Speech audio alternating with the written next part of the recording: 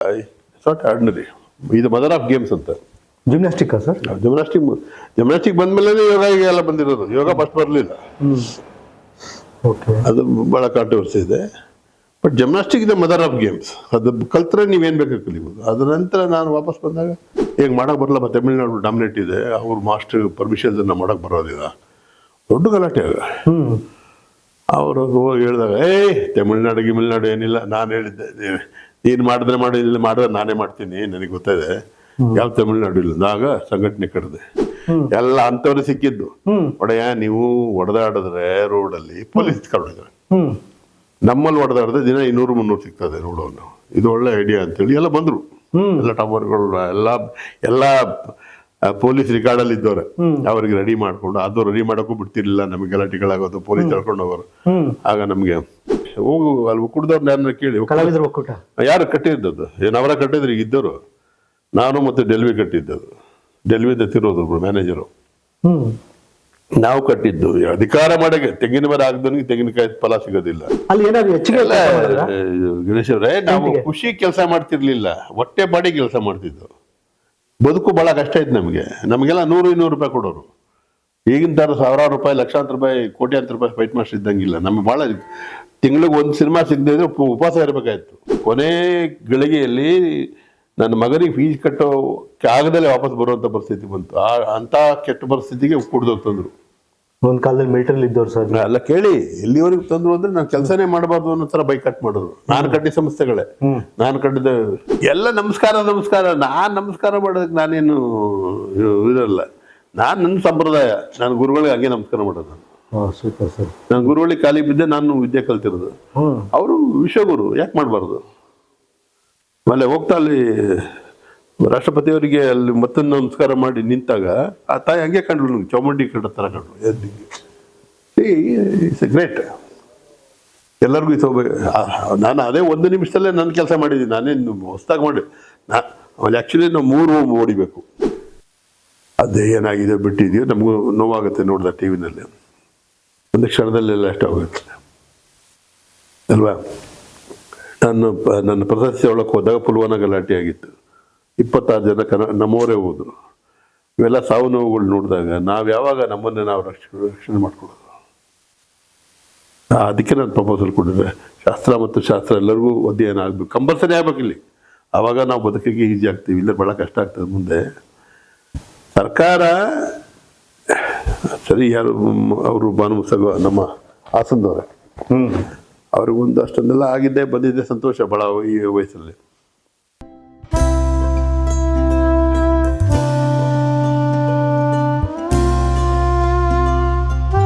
ನಮಸ್ಕಾರ ವೀಕ್ಷಕರೇ, ನಾನು ಗಣೇಶ್ BN, ನೆಲಮುಗಿಲು ಟಿವಿಗೆ ನಿಮಗೆ ಸ್ವಾಗತ.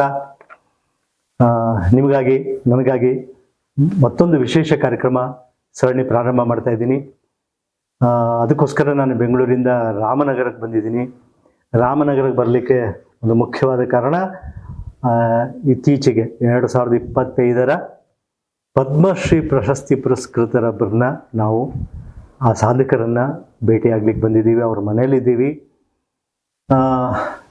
ನಮ್ಮ ಕನ್ನಡ ಚಿತ್ರರಂಗದ ಬೆಳವಣಿಗೆಗೆ, ಕಲಾವಿದರ ಬೆಳವಣಿಗೆಗೆ, ಕಾರ್ಮಿಕರ ಬೆಳವಣಿಗೆಗೆ, ಸಾಹಸ ಕ್ರೀಡೆಗಳ ಬೆಳವಣಿಗೆಗೆ, ಅಥವಾ ಸ್ಟೆಂಟ್ ಅಂತ ಏನು ಹೇಳ್ತೀವಿ ನಾವು ಸಿನಿಮಾಗಳಲ್ಲಿ, ಅದರ ಬೆಳವಣಿಗೆಗೆ, ಆಮೇಲೆ 10 ಏನು ಸ್ಟೆಂಟ್ ಮಾಸ್ಟರ್ಗಳು ಇವತ್ತು ಏನಾದ್ರು ಸಾಧನೆ ಮಾಡಿದರೆ ಇವರ ಮಾರ್ಗದರ್ಶನ ಕೂಡ ಇದೆ. ನಿಮ್ಗೆ ಗೊತ್ತಾಗಿರ್ಬೇಕು ಯಾರ ಬಗ್ಗೆ ಮಾತಾಡ್ತಿದ್ದೀನಿ ಅಂತ ಹೇಳಿ. ಹಾಸನ್ ರಘು ಅಂತ ಹೇಳಿದ್ರೆ ಸಾಕ್ಬಿಡಿ, ಎಲ್ಲರಿಗೂ ಗೊತ್ತಾಗುತ್ತೆ. ನಮ್ಮ ತಲೆಮಾರಿನವರಿಗೆ, ಈಗ ಇತ್ತೀಚಿನ ತಲೆಮಾರಿನ. ಆಮೇಲೆ ಏನು ಮಾಡ್ತಾರೆ ಅವರು, 150ಕ್ಕೂ ಹೆಚ್ಚು ಸಿನಿಮಾಗಳಿಗೆ ಸಾಹಸ ಸ್ಟೆಂಟ್ ಡೈರೆಕ್ಟರ್ ಆಗಿದ್ದವರು. ಪುಟ್ಟಣ್ಣ ಕಣಗಾಲರ ರಂಗನಾಯಕಿಯಿಂದ ಶುರುವಾಗುತ್ತೆ, ಅಮೃತಗಳಿಗೆ ಮಾಡ್ತಾರೆ, ಮಸಣದ ಹೂ ಮಾಡ್ತಾರೆ, ಆ ನಂತರದಲ್ಲಿ ಗೀತಪ್ರಿಯರ ಸಿನಿಮಾಗಳಿಗೆ ಮಾಡ್ತಾರೆ, ಆಮೇಲೆ ಭಾರ್ಗವರ ಸಿನಿಮಾಗಳಿಗೆ ಕೆಲಸ ಮಾಡ್ತಾರೆ ಅನಂತ್ನಾಗ್ ಜೊತೆ. ಆಮೇಲೆ ಮುಖ್ಯವಾಗಿ ಶಂಕರ್ ನಾಗ್ ಅವರ ಆಕ್ಸಿಡೆಂಟ್ ಸಿನಿಮಾಗೆ ಸ್ಟೆಂಟ್ ಮಾಸ್ಟರ್ ಆಗಿದ್ದರು. ಆ ಅವಾರ್ಡ್ ಬಂದಿರೋ ಸಿನಿಮಾ ಅದು, ನಿಮಗೆಲ್ಲ ಚೆನ್ನಾಗಿ ಗೊತ್ತಿದೆ. ಅಷ್ಟು ಲವಲವಿಕೆಯಿಂದ, ಚಟುವಟಿಕೆಯಿಂದ ಕೆಲಸ ಮಾಡ್ಕೊಂಡು ಬಂದಿದ್ದಕ್ಕೆ ಪುರಸ್ಕಾರ ಸಿಕ್ಕಿದೆ. ದೇಶ ಅವ್ರನ್ನ ನೋಡಿದೆ.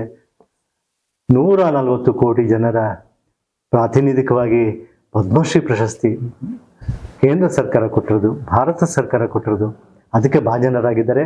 ಕರ್ನಾಟಕಕ್ಕೆ ಅಲ್ಲ, ಭಾರತಕ್ಕೇನೆ ಜಾನಪದ ಸಾಹಸ ಪ್ರಕಾರ ಇದರಲ್ಲಿ ಮೊಟ್ಟ ಮೊದಲ ಬಾರಿಗೆ ಅವಾರ್ಡ್ ಬಂದಿರೋದು. ಇದು ಪದ್ಮಶ್ರೀ ಪ್ರಶಸ್ತಿ. ಮೊಟ್ಟ ಮೊದಲ ಪ್ರಶಸ್ತಿ ಪುರಸ್ಕೃತರು ಪದ್ಮಶ್ರೀನಲ್ಲಿ ಈ ಕ್ಯಾಟಗರಿನಲ್ಲಿ. ಆ ಒಂದು ಸಾಧನೆ ಅವರ ಹೆಸರಲ್ಲಿ ರೆಕಾರ್ಡ್ ಆಗಿರುತ್ತೆ, ದಾಖಲಾಗಿರುತ್ತೆ. ಇವರು ಅಸೋಸಿಯೇಟ್ ಆಗೂ ಕೆಲಸ ಮಾಡಿದ್ದಾರೆ, ಆಕ್ಟರ್ ಆಗೂ ಕೆಲಸ ಮಾಡಿದ್ದಾರೆ. ಇದೆಲ್ಲಕ್ಕಿಂತ ಮುಂಚೆ ಇವರು ತುಂಬ ಸ್ಟ್ರಿಕ್ಟ್ ಆಫೀಸರ್ ಆಗಿದ್ರು. ಮಿಲಿಟರಿನಲ್ಲಿ ಒಂದು 7-8 ವರ್ಷಗಳ ಕೆಲಸ ಮಾಡ್ಕೊಂಡು ಬಂದಿದ್ದಾರೆ, ಸೇವೆ ಮಾಡಿದ್ದಾರೆ, ದೇಶ ಸೇವೆ ಮಾಡ್ಕೊಂಡು ಬಂದಿದ್ದಾರೆ. ಜಿಮ್ನಾಸ್ಟಿಕ್ಕಲ್ಲಿ ರಾಷ್ಟ್ರ ಮಟ್ಟದಲ್ಲಿ ದೊಡ್ಡ ತರಬೇತುದಾರರಾಗಿದ್ದರು, ಜಸ್ಟ್ ನಾಟ್ ಇನ್ಸ್ಟ್ರಕ್ಟರ್. ಸೊ ಇವರು ಚಿತ್ರರಂಗಕ್ಕೆ ಹೇಗೆ ಬಂದರು, ಇವ್ರ ಮೂಲ ಏನು, ಈ ಪದ್ಮಶ್ರೀ ಸಾಧನೆವರೆಗೂ, ಪದ್ಮಶ್ರೀ ಪ್ರಶಸ್ತಿ ಪುರಸ್ಕೃತ ಅಂದರೆ ನಮ್ಗೆ ಹೆಮ್ಮೆ ಕನ್ನಡಿಗರಿಗೆ. ಆಮೇಲೆ ನಾವು ಚಲನಚಿತ್ರ ಪ್ರೇಮಿಗಳಾಗಿ, ಕನ್ನಡ ಅಭಿಮಾನಿಗಳಾಗಿ ನಮಗೊಂದು ದೊಡ್ಡ ಹೆಮ್ಮೆ ಅಂತ ಹೇಳ್ತಾ, ಅವರು ನಡೆದು ಬಂದ ಹಾದಿ ಪದ್ಮಶ್ರೀ ಪ್ರಶಸ್ತಿ ಪುರಸ್ಕೃತರಾಗುವವರೆಗೂ ಅವ್ರ ಸಾಧನೆ ಏನು, ವೈಫಲ್ಯಗಳನ್ನ ಹೇಗೆ ಮೆಟ್ಟಿ ನಿಂತರು, ಸವಾಲುಗಳೇನಿದ್ವು, ಎಲ್ಲವನ್ನ ಅವರ ಬಾಯಲ್ಲಿ ಕೇಳಿಕೊಳ್ಳೋದು ನಮ್ಮ ಸೌಭಾಗ್ಯ. ನಿಮ್ಮೆಲ್ಲರಿಗೂ ಇದು ತುಂಬ ಖುಷಿ ಕೊಡುತ್ತೆ ಅಂತ ಹೇಳಿ ಭಾವಿಸ್ತೀನಿ. ನಿಮ್ಮೆಲ್ಲರ ಪರವಾಗಿ ಅವ್ರನ್ನ ಕಾರ್ಯಕ್ರಮಕ್ಕೆ ಆಹ್ವಾನಿಸ್ತಿದ್ದೀನಿ. ಸರ್ ನಮಸ್ಕಾರ. ಕಾರ್ಯಕ್ರಮಕ್ಕೆ ನಿಮಗೆ ಸ್ವಾಗತ ಸರ್. ಪದ್ಮಶ್ರೀ ಪ್ರಶಸ್ತಿ ಪುರಸ್ಕೃತರಿಗೆ ಅಭಿನಂದನೆಗಳು. ಕನ್ನಡಿಗರ ಪರವಾಗಿ, ಇಡೀ ಭಾರತದ ಪರವಾಗಿ, ಆಮೇಲೆ ನಮ್ಮ ನೆಲಮಗಲು ಟಿವಿ ಪರವಾಗಿ ಹಾಗೂ ನಾನು ವೈಯಕ್ತಿಕವಾಗಿ ನಿಮ್ಮನ್ನ ಅಭಿನಂದಿಸ್ತೀನಿ ಸರ್. ನಮಗೆ ತುಂಬಾ ಹೆಮ್ಮೆ ನೀವು. ಹಾಸನ್ ರಘು ಹಿಂದೆ ಹಾಸನ ಇದೆ, ಹಾಸನನು ಫೇಮಸ್ಸು, ಹಾಸನ್ ರಘುನು ಫೇಮಸ್ಸು ಪದ್ಮಶ್ರೀ ಪ್ರಶಸ್ತಿಯಿಂದ. ನಿಮಗೆ ಡಾಕ್ಟರೇಟ್, ರಾಜ್ಯೋತ್ಸವ ಪ್ರಶಸ್ತಿ ಪುರಸ್ಕೃತರು ನೀವು. ಕನ್ನಡ ನಾಡಿನ ಹೆಮ್ಮೆ. ರಾಮನಗರ ತುಂಬ ದೂರ ಬಂದ್ಬಿಟ್ಟಿದ್ದೀರಿ. ನಾವು ಬೆಂಗಳೂರಿಂದ ನಿಮ್ಮನ್ನು ನೋಡ್ಕೊಂಡು ಬಂದಿದ್ವಿ. ನೀವು ಎಲ್ಲೆದ್ರೂ ಬರ್ತಿದ್ವಿ ನೋಡಿ, ಭಾರತದ ಯಾವ ಮೂಲೆಯಲ್ಲಿದ್ದರೂ ನಿಮ್ಮನ್ನು ನೋಡ್ಕೊಂಡು ಬಂದು ನಾವು ಕಾರ್ಯಕ್ರಮ ಮಾಡ್ತಾನೆ ಇದ್ವಿ, ಸಂದರ್ಶನ ಮಾಡ್ತಾ ಇದ್ವಿ. ಅದ್ರ ಬಗ್ಗೆ ಡೌಟ್ ಇಲ್ಲ. ಯಾಕೆಂದ್ರೆ ಕನ್ನಡದ ಹೆಮ್ಮೆ ನೀವು ಪದ್ಮಶ್ರೀಗೆ ತಂದುಕೊಟ್ಟಿದ್ದೀರಿ ಸಾಹಸ ಕ್ರೀಡೆಗಳಿಗೆ. ಹಾಗಾಗಿ ಮೊದಲು ಸರ್ ಹಾಸನದಿಂದ ರಘು ಹಿಂದೆ Hassan famous, Raghu sir famous. Hassan Raghu ಅವರು ಪದ್ಮಶ್ರೀವರೆಗೂ ಬಂದಿದ್ದು ಬಾಲ್ಯದಿಂದ ಶುರು ಮಾಡಿಕೊಂಡ್ರೆ ಇವತ್ತಿಗೆ ಸಾಧನೆ ನಿಮಗೆ ಒಂದು ಸಿಂಹಾವಲೋಕನ ಮಾಡಿಕೊಂಡ್ರೆ ಎಲ್ಲಿಂದ ಪ್ರಾರಂಭಿಸ್ತಾರೆ ನಿಮ್ಮ ತಂದೆ ತಾಯಿ, ನಿಮ್ಮ ಹುಟ್ಟು ಬಾಲ್ಯ? ಒಳ್ಳೆ ಚಿಕ್ಕದಾಗಿ ಹೇಳಲಿಕ್ಕೆ ಇಷ್ಟಪಡ್ತೀನಿ. ಬಾಲ್ಯ ಅಂತ ಒಳ್ಳೆ ಜೀವನ ಅಲ್ಲ ನಮಗೆ. ತುಂಬ ಕುಟುಂಬ. SLC ನಂತರ ನಾನು SLC ಹೋಗೋರಿಗೆ ಊರಲ್ಲಿ ಜಿಮ್ನಾಸ್ಟಿಕ್ ಪ್ರಾಕ್ಟೀಸ್ ಮಾಡ್ತಾ ಇದ್ದೆ, ಸಿಕ್ಕಾಪಟ್ಟೆ ಮಾಡ್ತಿದ್ದೆ. ನಾನೊಬ್ಬನೇ ನಮ್ಮ ಫ್ಯಾಮಿಲಿಯಲ್ಲಿ ಸ್ಪೋರ್ಟ್ಸಲ್ಲಿ ಇದ್ದೆ. ಅದು ಪ್ರೇರಣೆ ನೀಡ್ತು, ನೋಡ್ತಾ ಇದ್ದೆ. ಆರ್ಮಿಗೆ ಹೊರಟೋದೆ. ಹೇಳಲಿಲ್ಲ, 71 ವಾರಲ್ಲಿದ್ದೆ. 71 ನಂತರ ವಾರ ಮುಗಿಸ್ಕೊಂಡು ವಾಪಸ್ ಬಂದೆ. ಎಲ್ಲರಿಗೂ ಗೊತ್ತೇ ಇಲ್ಲ ನಾನು ಆರ್ಮಿಲಿದ್ದೀನಿ ಅಂತ, ನಮ್ಮ ತಾಯಿಗೆ ಮಾತ್ರ ಹೇಳಿದ್ದೆ. ವಾಪಸ್ ಬಂದ ಮೇಲೆ ಆರ್ಮಿ 77-8 ವರ್ಷ ಕೆಲಸ ಮಾಡಿ ಅಲ್ಲಿ ಕ್ರೀಡಾಪಟು ಆಗಿದ್ದೆ, ಜಿಮ್ನಾಸ್ಟಿಕ್ ಪ್ಲೇಯರ್ ಆಗಿದ್ದೆ. ಆರ್ಮಿ ಬಿಟ್ಟ ನಂತರ ಕೋಚ್ ಆಯಿತು, ಕೋಚ್ ಮಾಡಿದೆ. ಆರ್ಮಿನಲ್ಲೇ ಫಿಸಿಕಲ್ ಇನ್ಸ್ಟ್ರಕ್ಟರ್ ಇದೆ, ಭಾಳ ಟಫೆಸ್ಟ್ ಕೋರ್ಸ್ ಅದು. ಆರ್ಮಿಗೆ ಸೇರೋದೇ ಇದು ಕಷ್ಟ, ಅದರಲ್ಲಿ ಆರ್ಮಿನ ಫಿಸಿಕಲ್ ಇನ್ಸ್ಟ್ರಕ್ಟರ್. ಸೊ ಎಲ್ಲದರ ಹಿಂದೆ ನಾನು ದೈಹಿಕವಾಗಿ ಭಾಳ ಸ್ಟ್ರಾಂಗ್ ಆಗಿದ್ದೆ. ಬಂದ ನಂತರ ಕೆಲಸ ಸಿಗದೇ ಇದ್ದಾಗ ನಮಗೆ ಅವಕಾಶ ಸಿಕ್ಕಿದ್ದು ಸಿನಿಮಾ ಅನ್ನೋದು ಒಂದು ಕಾಂಪಿಟೇಷನ್ ಇತ್ತು. ಸಿನಿಮಾ ಬಗ್ಗೆ ನಿಮ್ಮ ಎಜುಕೇಶನ್ ಬಗ್ಗೆ ಎಲ್ಲ ಒಂಚೂರು ಹೇಳೋಕಿತ್ತು. ಮೊದಲು ಎಜುಕೇಷನ್ ಅಂದರೆ ನಾನು ಅಷ್ಟು ಮೆಟ್ರಿಕ್ ಓದಿದ್ದೆ, ಇಂಟರ್ಮೀಡಿಯೇಟ್ ಕಟ್ಟಿದ್ದೆ. ಓದೋಕ್ಕೆ ಅವಕಾಶ ಕಮ್ಮಿ ಇತ್ತು. ಸರಿ, ಆರ್ಮಿಗೆ ಹೋಗಿ ಸೇರ್ಕೊಂಡ್ಮೇಲೆ ಏನೇನು ವರ್ಷ ಅಲ್ಲಿಗೆ ಮುಗೀತು. ನಾನು ವೈರ್ಲೆಸ್ ಆಪ್ರೇಟರ್ ಆಗಿದ್ದೆ, ಫಿಸಿಕಲ್ ಇನ್ಸ್ಟ್ರಕ್ಟರ್ ಆಗಿರೋದ್ರಿಂದ ನಾವು ವಾಪಸ್ ಬಂದಾಗ ನಾನು ಜಿಮ್ನಾಸ್ಟಿಕ್ಸ್ ಟೀಮ್ನ ಮಾಡಿದೆ ಹಾಸನದಲ್ಲಿ. ಆ ಟೀಮು ಜೂನಿಯರ್ಸ್ ಮಿನಿ ಒಲಿಂಪಿಕ್ ನಡೀತು ಭಾಳ ಹಿಂದೆ, ರಾಮಕೃಷ್ಣ ಹೆಗಡೆ ಅವ್ರ ಕಾಲದಲ್ಲಿ. ಅದರಲ್ಲಿ ನಮ್ಮ ಟೀಮು ಫಸ್ಟ್ ಬಂತು. ನಾನು ಅಲ್ಲೇ ಪಾರ್ಟ್ ಟೈಮ್ ಕೋಚ್ ಆಗಿ ಕಾರ್ಪೊರೇಷನ್ ಕೆಲಸ ಮಾಡಿ 15 ರೂಪಾಯಿ ಕೆಲಸ ಮಾಡ್ತಾಯಿದ್ದೆ. ಆರ್ಮಿಯಿಂದ ಬಂದ ಮೇಲೆ ನಮಗೆ, ನಾನು ಕ್ವಾಲಿಫೈಡ್ ಫಿಸಿಕಲ್ ಇನ್ಸ್ಟ್ರಕ್ಟರ್ ಅಲ್ಲ, ಜಿಮ್ನಾಸ್ಟಿಕ್ ಇನ್ಸ್ಟ್ರಕ್ಟರ್. ಜಿಮ್ನಾಸ್ಟಿಕ್ಕಿಗೆ ಎಲ್ಲೂ ಜಾಬ್ ಇರಲಿಲ್ಲ ಆಗ. ಜಿಮ್ನಾಸ್ಟಿಕ್ ಅಂದರೆ ಸರ್ ಆ್ಯಕ್ಚುಲಿ ಸರ್ಕಸ್ ಐಟಮ್ ಇದು, ಒಲಿಂಪಿಕ್ ಐಟಮ್ ಅದು. 6 ಐಟಮ್ ಇರ್ತದೆ. 6 ಐಟಮ್ ಭಾಳ ಟಫ್ ಇರ್ತದೆ. Ground, floor, Roman ring, double bar ಎಲ್ಲ ಭಾಳ ನಾಟ್ ಆರ್ಡಿನರಿ. ಇದು ಮದರ್ ಆಫ್ ಗೇಮ್ಸ್ ಅಂತ ಜಿಮ್ನಾಸ್ಟಿಕ್ ಸರ್. ಜಿಮ್ನಾಸ್ಟಿಕ್ ಬಂದಮೇಲೆ ಯೋಗ ಎಲ್ಲ ಬಂದಿರೋದು. ಯೋಗ ಫಸ್ಟ್ ಬರಲಿಲ್ಲ. ಓಕೆ, ಅದು ಭಾಳ ಕಾಂಟ್ರವರ್ಸಿ ಇದೆ. ಬಟ್ ಜಿಮ್ನಾಸ್ಟಿಕ್ ಇದೆ ಮದರ್ ಆಫ್ ಗೇಮ್ಸ್. ಅದು ಕಲ್ತ್ರೆ ನೀವೇನು ಬೇಕಾದ್ರೆ ಕಲಿಬೋದು. ಅದರ ನಂತರ ನಾನು ವಾಪಸ್ ಬಂದಾಗ ಅವಕಾಶ ಇರಲಿಲ್ಲ. ಸಿನಿಮಾದವರು ಒಬ್ಬರು ಬಂದು ಮಾಸ್ಟರ್ ಇದ್ದು ನಮ್ಮ ಮುನ್ರತ್ನಂ ಅಂತ, ತಮಿಳುನಾಡಲ್ಲಿ ಯಾವುದೋ ಫಿಲ್ಮು, ನೀವು ಸ್ಟಂಟ್ ಮಾಡ್ತೀನಿ. ನಮಗೆ ಸ್ಟಂಟ್ ಗೊತ್ತಿಲ್ಲ ಸರ್, ನಾವು ಪಲ್ಟಿ ಹೊಡಿತೀವಿ. ಕರ್ಕೊಂಡು ಹೋದ್ರು, ಸಿನಿಮಾ ಪಲ್ಟಿ ಹೊಡೆದು ಏನು ಕೊಡ್ತೀನಿ, 200 ರೂಪಾಯಿ, ಭಾಳ ದೊಡ್ಡ ಅಮೌಂಟು. 78. ಅದಾದ ನಂತರ ಅಲ್ಲಿ 2-3 ಪಿಕ್ಚರ್ಗಳು ಮಾಡಿದ್ಮೇಲೆ ವಾಪಸ್ ಬಂದ ಮೇಲೆ ಕರ್ನಾಟಕದಲ್ಲಿ ನಾನು ನೆನೆಸ್ಕೊಂಡೆ. ಸ್ಟಂಟ್ ಕಲಾವಿದನಾಗಿ ಶಿವಯ್ಯನವ್ರ ಹತ್ರ, ಅಂಬೂರ್ ಬಾಬು, ಜುಡೋ ರತ್ನಂ, ಎಲ್ಲ ಸಾಹಸಕಲಾ ಮಾಸ್ಟರ್ಗಳ ಜೊತೆ ಕೆಲಸ ಮಾಡ್ತಾಯಿದ್ದೆ. ಕನ್ನಡಿಗರ ತಂಡ ಇರಲಿಲ್ಲ ಆಗ. ಸರ್ ಅದು ಸಿನಿಮಾದಕ್ಕೆ ಬರೋಕ್ಕಿಂತ ಮುಂಚೆ ಈಗ ಮಿಲಿಟ್ರಿದು ನಿಮ್ಮ ಸೇವೆಗಳ ಬಗ್ಗೆ. ಮಿಲಿಟ್ರಿ ಅದು ಭಾಳ ಕಷ್ಟ ಒಳ್ಳೆದೆ. ಅದಕ್ಕೆ ಒಂದು ಎಪಿಸೋಡ್ ಮಾಡಿದ್ರೆ ಹೇಳ್ಬೋದು. ಟಫ್ ಅದು ಭಾಳ 13 ವಾರ ಎಲ್ಲ. ಆಗ ಅಷ್ಟು ಫೆಸಿಲಿಟೀಸ್ ಇರಲಿಲ್ಲ ನಮಗೆ. ಅಂಥದ್ರಲ್ಲೂ ನಾವು ಕೆಲಸ ಮಾಡಬೇಕಾಗಿತ್ತು. ಸರ್ ನಿಮ್ಗೆ ಹೈಟು, ಚೆಸ್ಟು ಅದೆಲ್ಲ ಹೇಗಿತ್ತು ಸರ್? ಅದು ನಾನು ಫಿಟ್ ಆಗಿದ್ದೆ. Army suitable. ಅಲ್ಲಿ ಆರ್ಮಿನಲ್ಲೇ ಇನ್ಸ್ಟ್ರಕ್ಟರ್ ಆದ ನನ್ನ ಮೇಲೆ ಫಿಟ್ ಆಗಿದ್ದೆ. ನಾನು ಆರ್ಮಿನಲ್ಲಿ ಇದು ಫಿಸಿಕಲ್ ಇನ್ಸ್ಟ್ರಕ್ಟರ್ ಆದೆ, ಕಮಾಂಡೋ ಇನ್ಸ್ಟ್ರಕ್ಟರ್ ಆದೆ. ಸೊ ಅನುಭವಗಳು. ಸೆಲೆಕ್ಷನ್ ಆಗೋದು ತುಂಬ ಕಷ್ಟ ಅಂತಾರಲ್ಲ ಸರ್? ಆಗ ನಾನು ಆಫೀಸರ್ ಆಗೇನು ಹೋಗಿಲ್ಲ, ಆರ್ಡಿನರಿ ಸಿಪಾಯಿ ಆಗಿ ಹೋಗಿದ್ದು. ನಾವು ಫಿಸಿಕಲಿ ಭಾಳ ಫಿಟ್ ಇದ್ದೆ. ನಾನು ಚೆನ್ನಾಗಿ ಇಮಿಡಿಯೇಟ್ ಸೆಲೆಕ್ಟ್ ಆದೆ. ಮೆಟ್ರಿಕ್ ಬೇರೆ ಓದಿದ್ದೆ. ಅವಕಾಶ ಸಿಕ್ತು, ಹೊರಟೋದೆ. ಯಾವುದೋ ಒಂದು ಹೋದ್ರೆ ಸಾಕು ಅಂತ. ಆಮೇಲೆ 71 ವಾರವರೆಗೂ ನೋಡಿದೆ. ನೋಡಿದ್ಮೇಲೆ ಮತ್ತೆ ವಾಪಸ್ಸು ಫಿಸಿಕಲ್ ಇನ್ಸ್ಟ್ರಕ್ಟರ್ ಟ್ರೈನಿಂಗ್ ಬಂತು, ಅಲ್ಲಿ ಹೋದೆ. ಮಿಲಿಟರಿ ಬಿಡ್ಬೇಕಂತ ಅನ್ಸುತ್ತೆ ಸರ್ ನಿಮ್ಗೆ? ಇನ್ನೊಂದು ಮಾಡ್ಬೋದಾಗಿತ್ತು. ಕೆಲವು ಕಾರಣಗಳಿತ್ತು. ನನಗೆ ಇನ್ನೊಂದು 7.5 ವರ್ಷ ಮಾಡಿದ್ದು. 7.5, 5, 8.5, 9 ಮಾಡಿದ್ರೆ ಪೆನ್ಷನ್ ಸಿಗೋದು. ನಮ್ಗೆ ಆಗ ಐಡಿಯಾ ಇರಲಿಲ್ಲ. ಸ್ಪೋರ್ಟ್ಸ್ ಅಲ್ಲಿ ಇದ್ವಲ್ಲ, ಮತ್ತೆ ಆರ್ಮಿಗೆ ಹಾಕ್ಬಿಡ್ತಾರೆ. ಅದೇ ಮತ್ತೆ ಕಷ್ಟ ಆಗ್ತದೆ. ಆಮೇಲೆ ನಾನು 3 ಸ್ಟೇಟ್ ಲೆವೆಲ್, ಮಹಾರಾಷ್ಟ್ರ, ನಂತರ 2 ನ್ಯಾಷನಲ್ಸ್, ಅಗರ್ತಲಾ ಮತ್ತು ತ್ರಿಪುರ. ಆಗ ಆರ್ಮಿಲಿ ಇದ್ಕೊಂಡೆ ಮಾಡಿದೆ. ಫಿಸಿಕಲ್ ಇನ್ಸ್ಟ್ರಕ್ಟರ್ ಆದೆ. ಆನಂತರ ವಾಪಸ್ ಬರಬೇಕು ಅಂತ ಬಂದ ಮೇಲೆ ನಾನು ಸಿನಿಮಾ ಡೈರೆಕ್ಟ್ ಸಿನಿಮಾಗೆ ಬಂದ್ಬಿಟ್ರ ಸರ್? ಇಲ್ಲ ಹೇಳಿದ್ರಲ್ಲ, ಕಾರ್ಪೊರೇಷನ್ ಕೋಚ್ ಆಗಿದ್ದೆ. 15 ರೂಪಾಯಿ ಕೊಡೋರು. ಆಮೇಲೆ RSS ಒಂದು ವಿಂಗ್ ಇದೆ ಅಲ್ಲಿ, ಅಂತದ್ದು ರಾಷ್ಟ್ರೋತ್ಥಾನ ಅಂತ. ಅಲ್ಲಿ ಶಿಲ್ಪ ಅಲ್ಲಿ ಮಾಡ್ತಾ ಇದ್ದೆ. ಅಲ್ಲೊಂದು 25 ರೂಪಾಯಿ ಕೊಡೋರು. ಹೆಂಗೋ ಮಾಡ್ಕೊಂಡು ಪಲ್ಟಿ ಹೊಡ್ಕೊಂಡು ಆವಾಗ ಅವಕಾಶ ಬಂತು. ನನ್ನ ಸ್ನೇಹಿತ ಒಬ್ಬಿದ್ದ, ಯಾರು ನಂಜುಂಡ ಅಂತ, ತಿರೋಬಿಟ್ಟ, ಪುಟ್ಟಣ್ಣ ಕಣಗಾಲ ಶಿಷ್ಯ. ಅವನು ಆರ್ಮಿ ಇದ್ದೆ, ನಾನು ನನಗೆ ಸಿಗ್ನಲ್ ಇದ್ದ. ಅವನ್ನೇ ಒಂದಿನ ಹೇಳ್ಕೊಂಡು ಹೋದ, ಪಾಪ ಗುರುಗಳು ಕರಿತಾವ್ರೆ, ಫೈಟ್ ಮಾಡ್ತೀಯ ಅಂತ. ಫೈಟ್ ಕಿಟ್ ಬರಲಪ್ಪ, ನಾನು ಆಲ್ಬಮ್ ಎಲ್ಲ ತೊಗೊಂಡು ತೋರಿಸ್ದೆ. ಚೆನ್ನಾಗಿ ಏನು ಮಾಡ್ತೀಯಪ್ಪ, ಹಿಂಗೆಲ್ಲ ಮಾಡ್ತೀಯ, ಸರಿ ಮಾಡ್ತೀಯ, ಏನು ಹೆಸರು ಅಂದ್ರೆ ರಘು ಅಂದೆ. ರಘು 2-3 ಜನ ಅವರಪ್ಪ, ತಿಪ್ಟೂರು ರಘು ಇದ್ದಾರೆ, ಹೇಟಿ ರಘು ಇದ್ದಾರೆ. ನೀನು ಯಾವ ರಘುನು ಅಂದ್ರೆ ನಂದು ರಘುನೇ. ಊರು ಯಾವುದು ಅಂದ್ರೆ ಹಾಸನ ಅಂದ್ರೆ ಹಾಸನ ರಘು ಅಂತ ನಾಮಕರಣ ಮಾಡೋದು, ಮುಗೀತು. ಬಂದೆ 15 ದಿನ ಗೊತ್ತಾಗಿಲ್ಲ ನನಗೆ. 15 ಅನೌನ್ಸ್ ಮಾಡ್ಬಿಟ್ಟವ್ರೆ ನನ್ನ ಹೆಸರು ಫೈಟ್ ಮಾಸ್ಟರ್. ಯಾನು ಇದೇನಯ್ಯ ಅಂದೆ. ಹೇಳ್ಬಿಟ್ಟವ್ರಪ್ಪ, ಬರ್ಬಿಟ್ಟವ್ರು ಹಾಸನ ರಘು. ಈಗ ಮಾಡೋಕೆ ಬರಲ್ಲಪ್ಪ, ತಮಿಳ್ನಾಡು ಡಾಮಿನೇಟ್ ಇದೆ, ಅವ್ರು ಮಾಸ್ಟರ್ ಪರ್ಮಿಷನ್ ಮಾಡೋಕೆ ಬರೋದಿಲ್ಲ. ದೊಡ್ಡ ಗಲಾಟೆ ಆಗ. ಅವರು ಹೋಗಿ ಹೇಳಿದಾಗ, ತಮಿಳ್ನಾಡು ಏನಿಲ್ಲ. ನಾನು ಹೇಳಿದ್ದೆ, ನೀನು ಮಾಡಿದ್ರೆ ಮಾಡಿದ್ರೆ ನಾನೇ ಮಾಡ್ತೀನಿ, ನನಗೆ ಗೊತ್ತಿದೆ, ಯಾವ ತಮಿಳ್ನಾಡು ಇಲ್ಲ. ಆಗ ಸಂಘಟನೆ ಕಟ್ಟಿದೆ, ರಾತ್ರಿ ಎಲ್ಲ ಕಟ್ಟಿ. ಭಾಳ ದೊಡ್ಡ ಇತಿಹಾಸ ಅದು. ಟಪೋರಿಗಳನ್ನೆಲ್ಲ ಸೇರಿಸಿ ನಿನ್ನೆ ಪೊಲೀಸ್ ಅಕಾಡೆಮಿನಲ್ಲಿ ಒಂದು ಕಾರ್ಯಕ್ರಮದಾಗ ಹೇಳಿದೆ, ಸೋಷಿಯಲ್ ಎಲಿಮೆಂಟ್ಸನ್ನು ನಾನು ತಿದ್ದಿ ಸ್ಟೆಂಟ್ ಮಾಸ್ಟರ್ ಮಾಡಿದ್ದೀನಿ. ಹೇಗೆ ಸರ್ ಅದು? ಬೇರೆ ಯಾರು ಬರಲ್ವೇ ಪಲ್ಟಿ ಹೊಡಿಯೋಕ್ಕೆ, ಗುಂಡಾಗಿರಿ ಮಾಡೋಕ್ಕೆ. ಅವ್ರು ಹೇಗೆ ತೋರಿಸ್ಕೊಂಡ್ರಿ? ಅಲ್ಲ, ಅವನು ಹುಡುಕ್ದೆ ಇದ್ರು. ನಮ್ಮ ಒಬ್ಬ ವಾಲಿಬಾಲ್ ಪ್ಲೇಯರ್ ಇದ್ದಾನೆ ಈಗಲೂ, ಹುಲಿಯಾ ಗೋವಿಂದ್ ಅಂತ ಪ್ರೊಡ್ಯೂಸರು. ಅವನ್ನೆಲ್ಲ ಹುಡುಕಿ ಎಲ್ಲ ಅಂಥವ್ರು ಸಿಕ್ಕಿದ್ದು. ಒಡೆಯ ನೀವು ಹೊಡೆದಾಡಿದ್ರೆ ರೋಡಲ್ಲಿ ಪೊಲೀಸ್ ಕರ್ಕೊಂಡಿದ್ದಾರೆ, ನಮ್ಮಲ್ಲಿ ಹೊಡೆದಾಡಿದ್ರೆ ದಿನ 200-300 ಸಿಗ್ತದೆ ರೋಡನ್ನು. ಇದು ಒಳ್ಳೆ ಐಡಿಯಾ ಅಂತೇಳಿ ಎಲ್ಲ ಬಂದರು.